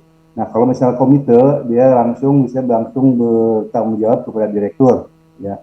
Nah sementara kalau misalnya dari bentuk instalasi dia bisa langsung ada di bawah departemen di bawah hadir itu ya, kalau itu instalasi itu. Jadi ini tergantung skup dari tingkatan kelas rumah sakit aja. Tapi untuk fungsinya sama. Apa yang dikerjakan, apa tugas fungsinya ya sama aja. Ya, jadi mau komite, mau instalasi atau mau tim itu ditentukan tergantung dari cakupan rumah sakit itu, luas besar kecilnya rumah sakit ya. Kemudian format laporannya. Nah, format laporan misalnya untuk format laporan kecelakaan kerja, format laporan yang disampaikan situ ada formatnya ya, ada formatnya. Jadi kalau yang sudah ada itu untuk formulir laporan kecelakaan kerja, formulir laporan insiden keselamatan pasien itu sudah format laporan yang baku. Ya kita tinggal mengikuti itu aja. Jadi ini bisa disampaikan pelaporan tersebut yang sesuai dengan yang sudah ada di lampiran-lampiran peraturan terkait dengan pelaporan itu ada. Nanti kalau misalnya masih membutuhkan itu, nanti saya bisa ini Pak, saya bisa kirim ya, tinggal kontak saya, nanti saya bisa tolong dikirimkan langsung aja contoh format laporannya, mungkin Pak Budi biar lebih jelas lagi, karena keterbatasan waktu untuk mencari sekarang. Iya, baik. Terima kasih Pak Didi. Nanti mungkin format laporannya bisa kita kirim juga di Chatium. Kalau tidak memungkinkan nanti kita akan kirim melalui sosial media kita atau yang lain. Ya, Terima kasih Pak Didi. Ini ada yang sudah resen bersama dengan kita. Kita berikan kesempatan kepada beliau, Bapak Ali Nur yang sudah resen. Kami persilakan. Monggo Pak, dibuka speakernya dan ditujukan kepada siapa pertanyaannya. Pak Ali Nur, mungkin bisa dibuka speakernya. Nah, sudah. Kami persilakan, Pak. Ya, terima kasih, Pak. Assalamualaikum warahmatullahi wabarakatuh. Waalaikumsalam. Ini pertanyaan saya tujukan ke Pak Dede nih, Pak Dede. Ya, Karena ini kan untuk persiapan pembuatan sistem pemadam kebakaran itu untuk gedung-gedung yang lama kan banyak masalah itu, Pak Dede. Di samping juga infrastrukturnya sulit untuk ditembus, kemudian biaya juga cukup mahal ya. Pernah kami mengajukan itu rata-rata di atas 1,5 M itu untuk 2 lantai ya, belum kalau sekian lantai. Kira-kira apa siasat dari rumah sakit Pak Dede untuk melakukan proses persiapan ini, sehingga nanti di waktu saat akreditasi, apakah itu referensial atau apa, sehingga ini bisa memenuhi syarat untuk diberikan lulus. Terima kasih Pak Dede. Baik Pak. Terima kasih Pak Ainul, Pak Ali Nur. Bapak dari mana Pak? Saya dari Jakarta Pak. Oh, ya, tetangga lah. Baik, jadi gini. Pertama ya, bagi yang baru membangun rumah sakit, pesan saya tolong diperhatikan aspek-aspek keselamatan untuk kebakaran, keselamatan gedung itu pertama bagi itu yang, karena ini penting sekali, sehingga benar-benar desainnya itu K3 sudah terlibat nih. K3 itu dilibatkan dalam proses rancang desain awal gedung, itu harus sudah terlibat. Bagaimana membuat proteksi kebakaran, berapa titiknya di mana saja, berapa titik untuk ruangan ini, apakah perlu hidran, perlu sprinkler, perlu fire alarm, berapa titik, itu tim K3 berperan di situ, bekerjasama dengan. Nah kemudian untuk lantai yang di atas 2 lantai itu, menurut ketentuan itu harus wajib menggunakan ada sprinkler fire alarm ya. Nah, saya sering melihat di satu gedung dipasang fire alarm, dipasang sprinkler, tapi masih tutup itu belum dibuka tuh. Jadi ada fire alarm masih tutup plastiknya, ada sprinkler masih ditutup kuning plastiknya. Ini bagaimana mau bekerja kalau masih ditutup nih? Nah kadang yang itu nggak, ada yang kurang paham juga. Jadi itu dipastikan dilepas itunya supaya bisa berfungsi. Nah kemudian pertanyaan sekarang bagaimana kalau gedung udah jadi? Gedung sudah jadi, kita perlu dipasang itu. Nah, kalau idealnya walaupun gedung sudah jadi, tetap dipasang untuk sistem proteksi kebakaran, baik sprinkler, hidran. Nah, kita pun pernah melakukan penambahan suatu sistem proteksi kebakaran, sprinkler ya sampai itu, bagi ruangan yang ternyata pada awal itu belum dibikin. Ya, memang ini kita harus membuka plafon, dipasang di situ, kemudian di connecting ya. Memang sih ada beberapa pekerjaan mengganggu pelayanan, tapi pengerjaannya secara bertahap per segmen. Misalnya segmen ruangan ini dikerjakan, ya yang dikerjakan yang ruangan itu pindah dulu. Kalau udah selesai pindah lagi. Ini tidak berarti semua gedung itu harus dikosongkan. Nah, orang kontraktor yang dia akan paham bahwa mengerjakan pekerjaan dalam kondisi sedang dipakai. Nah, dia berusaha akan dikerjakannya per segmen. Tidak mesti mengosongkan gedung 2 lantai, nggak mesti. Misalnya peruangan-peruangan itu bisa ada tekniknya, bisa dilaksanakan. Nah, jadi kalau misalnya memungkinkan dilaksanakan dipasang sprinkler, laksanakan itu, karena itu lebih aman. Nah, kemudian kedua, kaitannya dengan proteksi. Kalau sprinkler belum ada, pastikan diperbanyak APAR itu, ya, alat pemadam api ringan. Alat api ringan, jaraknya itu kan kalau ruangannya luas, setiap 22 meter ada satu APAR. Tapi kalau ruangannya sekat-sekat, setiap ruangan ada satu APAR itu. Nah, kemudian kedua, pastikan ada tim penanggulangan bencana yang terlatih, ya.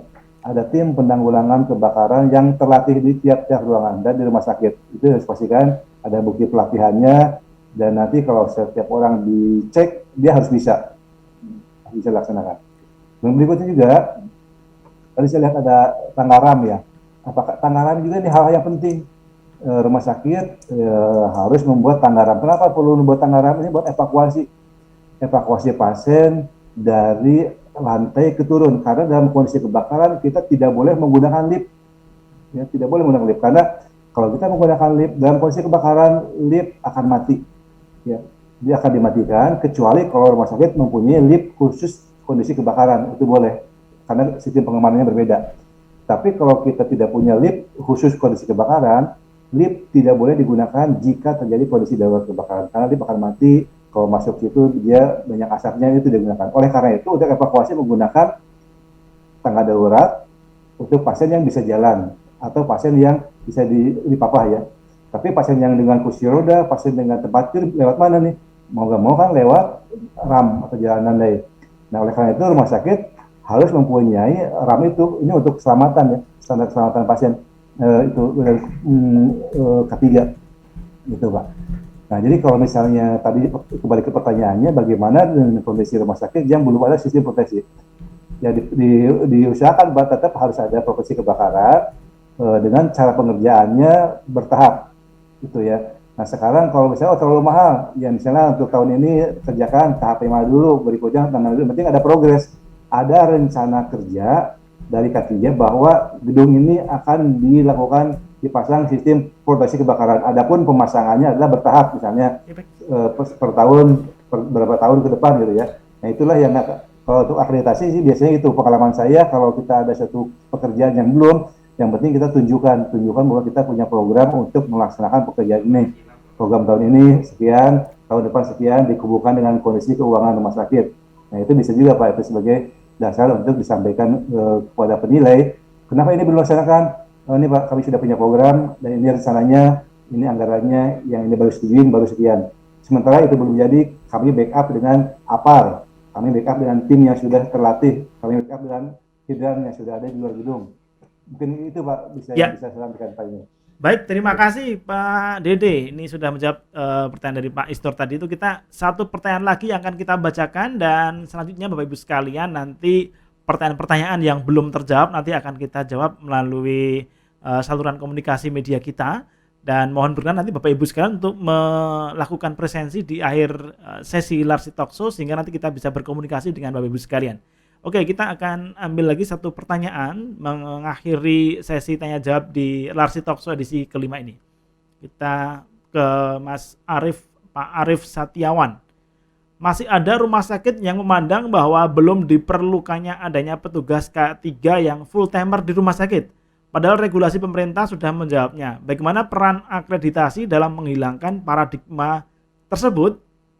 Sekaligus ini lanjut dengan pertanyaan yang berikutnya adalah tata laksana audit yang dilakukan oleh K3 rumah sakit dengan SPI rumah sakit bagaimana dilakukan secara berdampingan. Silakan Pak Dede terlebih dahulu, nanti Bu Dr. Asid bisa memberikan tambahan. Baik, baik ya.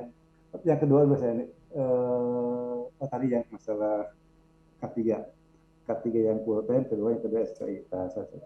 Ya, jadi ini lebih ke arah bagaimana kemudian akreditasi mampu mendorong Pak agar kemudian para rumah sakit itu menyelenggarakan K3 rumah sakit. Ya, baik. Jadi nanti makanya ini untuk akreditasi itu kan nanti kita tidak hanya melihat regulasi. Jadi diharapkan akreditasi itu tidak hanya melihat dokumen. Kalau dokumen itu mudah sekali dibuat, ya dokumen sekali. Tapi yang penting kita pelaksanaannya, bagaimana aplikasi di lapangan, bagaimana evaluasi program kerja sebelumnya, dan bagaimana apakah dia bisa simulasi atau tidak. Nah gitu. Jadi peran akreditasi di sini bahwa sudah jelas regulasinya, tentunya itu kan mandatori ya. Kalau sudah regulasi berarti kita ikut melaksanakan itu. Kembalikan lagi, kita tanya komitmen pimpinan di sini. Jadi pada saat wawancara dengan pimpinan, bagaimana komitmen pimpinan dalam melindungi keselamatan dan kesehatan pasien, pengunjung, karyawan. Nah, kita lihat komitmen yang bisa wawancara. Kalau dia komitmennya akan melaksanakan itu sesuai dengan undang-undang, berarti dia konsekuensinya dia harus siapkan sumber daya yang kompeten untuk melaksanakan komitmen dia tadi. Gitu. Tapi kalau misalnya pimpinannya, saya komitmen akan melaksanakan peraturan pemerintah, melindungi pasien, keluarga pasien, pengunjung dan lain-lain. Tapi dia tidak menyiapkan SDM ya. Nah, itu berarti nilainya kalau buat kita penilai itu nilainya belum nilai 10 lah. Karena bukti komitmen itu adalah pertama kali kan tahapan pertama bila kita rumah sakit ingin melaksanakan K3RS ada komitmen. Komitmen dari pimpinan. Komitmen itu berupa kebijakan tertulis. Apa isi komitmen itu? Isi komitmen itu adalah rumah sakit membentuk organisasi K3RS di rumah sakit. Kedua, pimpinan menunjuk SDM yang kompeten. Ketiga, pimpinan menyiapkan sarana-prasarana dan anggaran. Itulah 3 hal yang bisa kita menjadi acuan seorang pimpinan rumah sakit dia komitmen apa tidak dengan pelaksana K3. Kalau dia itu tidak ada salah satu, berarti dia belum komitmen 100%. Itu yang pertama dinilai. Yang kedua, terkait SPI dengan K3 mutu ya. Ini hal yang menarik. Di dalam Perpres 77 tentang organisasi rumah sakit tahun 2015 kalau nggak salah, di situ dikatakan bahwa peran SPI di dalam manajemen risiko terintegrasi. Ya. Jadi SPI melaksanakan monitoring dan evaluasi manajemen risiko di rumah sakit. Jadi SPI melakukan risk based audit. SPI melaksanakan audit kinerja berdasarkan pada risiko. Ya. Jadi ada tiga layer pertahanan di rumah sakit nih. Pertama, dalam hal semua unit wajib membuat analisa risiko. Setiap unit wajib mempunyai risk register unit. Setiap unit perlu membuat manajemen risiko. Itu jadi namanya risk owner ya. Jadi risiko yang dimiliki oleh unit-unit yang bersangkutan. Ada unit perawatan, ada di rawat jalan, rawat inap, radiologi, manajemen, umum, IPS, SRS, dan lain-lain. Masing-masing punya risikonya. Nah, kemudian siapa yang nanti digabungkan menjadi risk register rumah sakit ya. Nah, sekarang siapa yang mengawasi? Yang mengawasi dilaksanakannya manajemen risiko itu adalah pertama yang punya risiko unit tersebut. Yang kedua, komite mutu. Di situ kan ada subkomite manajemen risiko. Dan komite K3 itu berkolaborasi memastikan pelaksanaan manajemen risiko dilaksanakan. Kemudian dari yang lain juga SPI. SPI pun memantau bagaimana pelaksanaan manajemen risiko masing-masing unit. Kalau dia mengaudit ke suatu unit misalnya, dia pertama lihat data risikonya. Nah, itu di situ dia akan lihat juga. Jadi kalau ini berjalan dengan baik, bersinergi ya, terintegrasi antara SPI, komite mutu, komite K3. Nah, ini risiko-risiko yang sudah dibikin tidak akan terjadi suatu insiden. Bagus sekali ini. Makanya kadang-kadang jangan sampai terpisah-pisah nih, ada SPI, ada komite mutu, ada komite K3, masing-masing jelas sendiri-sendiri. Padahal di antara ketiga itu ada suatu pekerjaan yang dilaksanakan bertiga bareng-bareng, yaitu manajemen risiko nih. Saling memantau. Layer pertama adalah oleh unit yang terkait. Layer kedua oleh komite mutu, komite K3. Layer ketiga oleh SPI untuk memantau pelaksanaan itu. Itu mungkin Pak Ya, Budi. baik. Terima kasih. Baik, terima kasih Pak Dede. Ini saya kira awalnya harus diakhiri, tapi Bapak Ibu sekalian tentu kita akan terus bersama dengan Bapak Ibu, para pimpinan rumah sakit, manajemen rumah sakit untuk terus menjaga menekan mutu di rumah sakit melalui Larsi Talkshow. Nah, sebagai penutup ini saya mohon berkenan Dr. Astrid memberikan closing statement, Dok. Kami persilakan, Dok. Dr. Astrid. Ya, apakah bisa? Nah, baik. Silakan, Dokter. Ya, saya mencoba sedikit. Terima kasih Pak Budi atas kesempatannya. Jadi saya rasa tadi jawaban Pak Dede juga sudah sangat jelas dan komprehensif ya. Jadi memang K3 itu masih banyak dipandang sebagai cost ya, atau beban seperti tadi yang dikatakan juga oleh Pak Didi. Saya rasa kalau sekarang yang ditunjuk atau mungkin mendapat tugas untuk melakukan program K3 di rumah sakit, apakah mungkin belum full time, mungkin masih part time, dan mungkin juga belum mendapatkan pelatihan, ya itu perlu dengan membaca ya, dan semuanya sudah ada pedoman-pedomannya, baik dari Kemenkes, Kemenaker, mulai mencoba melaksanakan sehingga akhirnya pimpinan rumah sakit akan melihat bahwa ini sebetulnya bukan hanya cost ya, tentu ada biaya ya, tetapi bahwa itu akan menguntungkan rumah sakit sendiri ya kalau semua pekerjanya, pengunjungnya pasien dan sebagainya semuanya aman dan juga pekerjanya terutama sehat, tentu akan meningkatkan kinerja rumah sakit dan diharapkan pimpinan rumah sakit akan mendukung ya bahwa program K3 dilakukan secara full time dan oleh tenaga-tenaga yang memiliki kompetensi. Jadi memang harus bertahap, tapi yang penting bukan memandang K3 itu hanya untuk mengikuti regulasi, tetapi memang menjadi kebutuhan ya, karena prinsipnya tanpa pekerja yang sehat ya dan aman gitu ya, tentu pelayanan yang diberikan tidak akan memenuhi kualitas yang diinginkan dan akhirnya akan berdampak negatif terhadap pelayanan yang sudah capek-capek dibangun oleh rumah sakit tersebut. Saya rasa itu saja, dan memang kesehatan dan keselamatan pekerja itu tidak bisa dipisah ya. Dua-duanya harus berjalan seiring dan memang memerlukan tim yang bisa berkoordinasi dan juga berkoordinasi dengan tim-tim lain atau komite lain yang ada di rumah sakit supaya lebih efisien dan efektif dalam mencapai tujuan. Saya kira itu saja dari Baik. saya. Terima kasih. Wassalamualaikum warahmatullahi wabarakatuh. Waalaikumsalam warahmatullahi wabarakatuh. Terima kasih Dr. Astrid, terima kasih Pak Didi Sri Mulyana SKM Mars yang telah berkenan sharing dalam diskusi Larsi Talkshow kita di kali ini dengan tema peran K3 dalam peningkatan mutu dan pengembangan rumah sakit. Banyak hal yang telah kita dapatkan Bapak Ibu sekalian, bahwa kesehatan dan keselamatan itu akan membawa roda organisasi manajemen rumah sakit yang lebih baik lagi untuk menjaga dan mengawal peningkatan mutu di rumah sakit. Jangan jadikan K3 sebagai beban, tetapi jadikan sebagai pionir penggerak untuk menjaga mutu, meningkatkan mutu agar SDM kita sehat dan selamat. Baik, Bapak Ibu sekalian, berikutnya kita akan tayangkan sekilas info tentang Larsi kepada Ibu Titi, dipersilakan. Pak Budi, izin sebentar, saya ada sampaikan. Oh baik, silakan Pak. Satu kalimat. Ya. Jadi gini Bapak Ibu sekalian, keselamatan dan kesehatan adalah hak kita semuanya. Hak karyawan, hak pasien, hak pengunjung.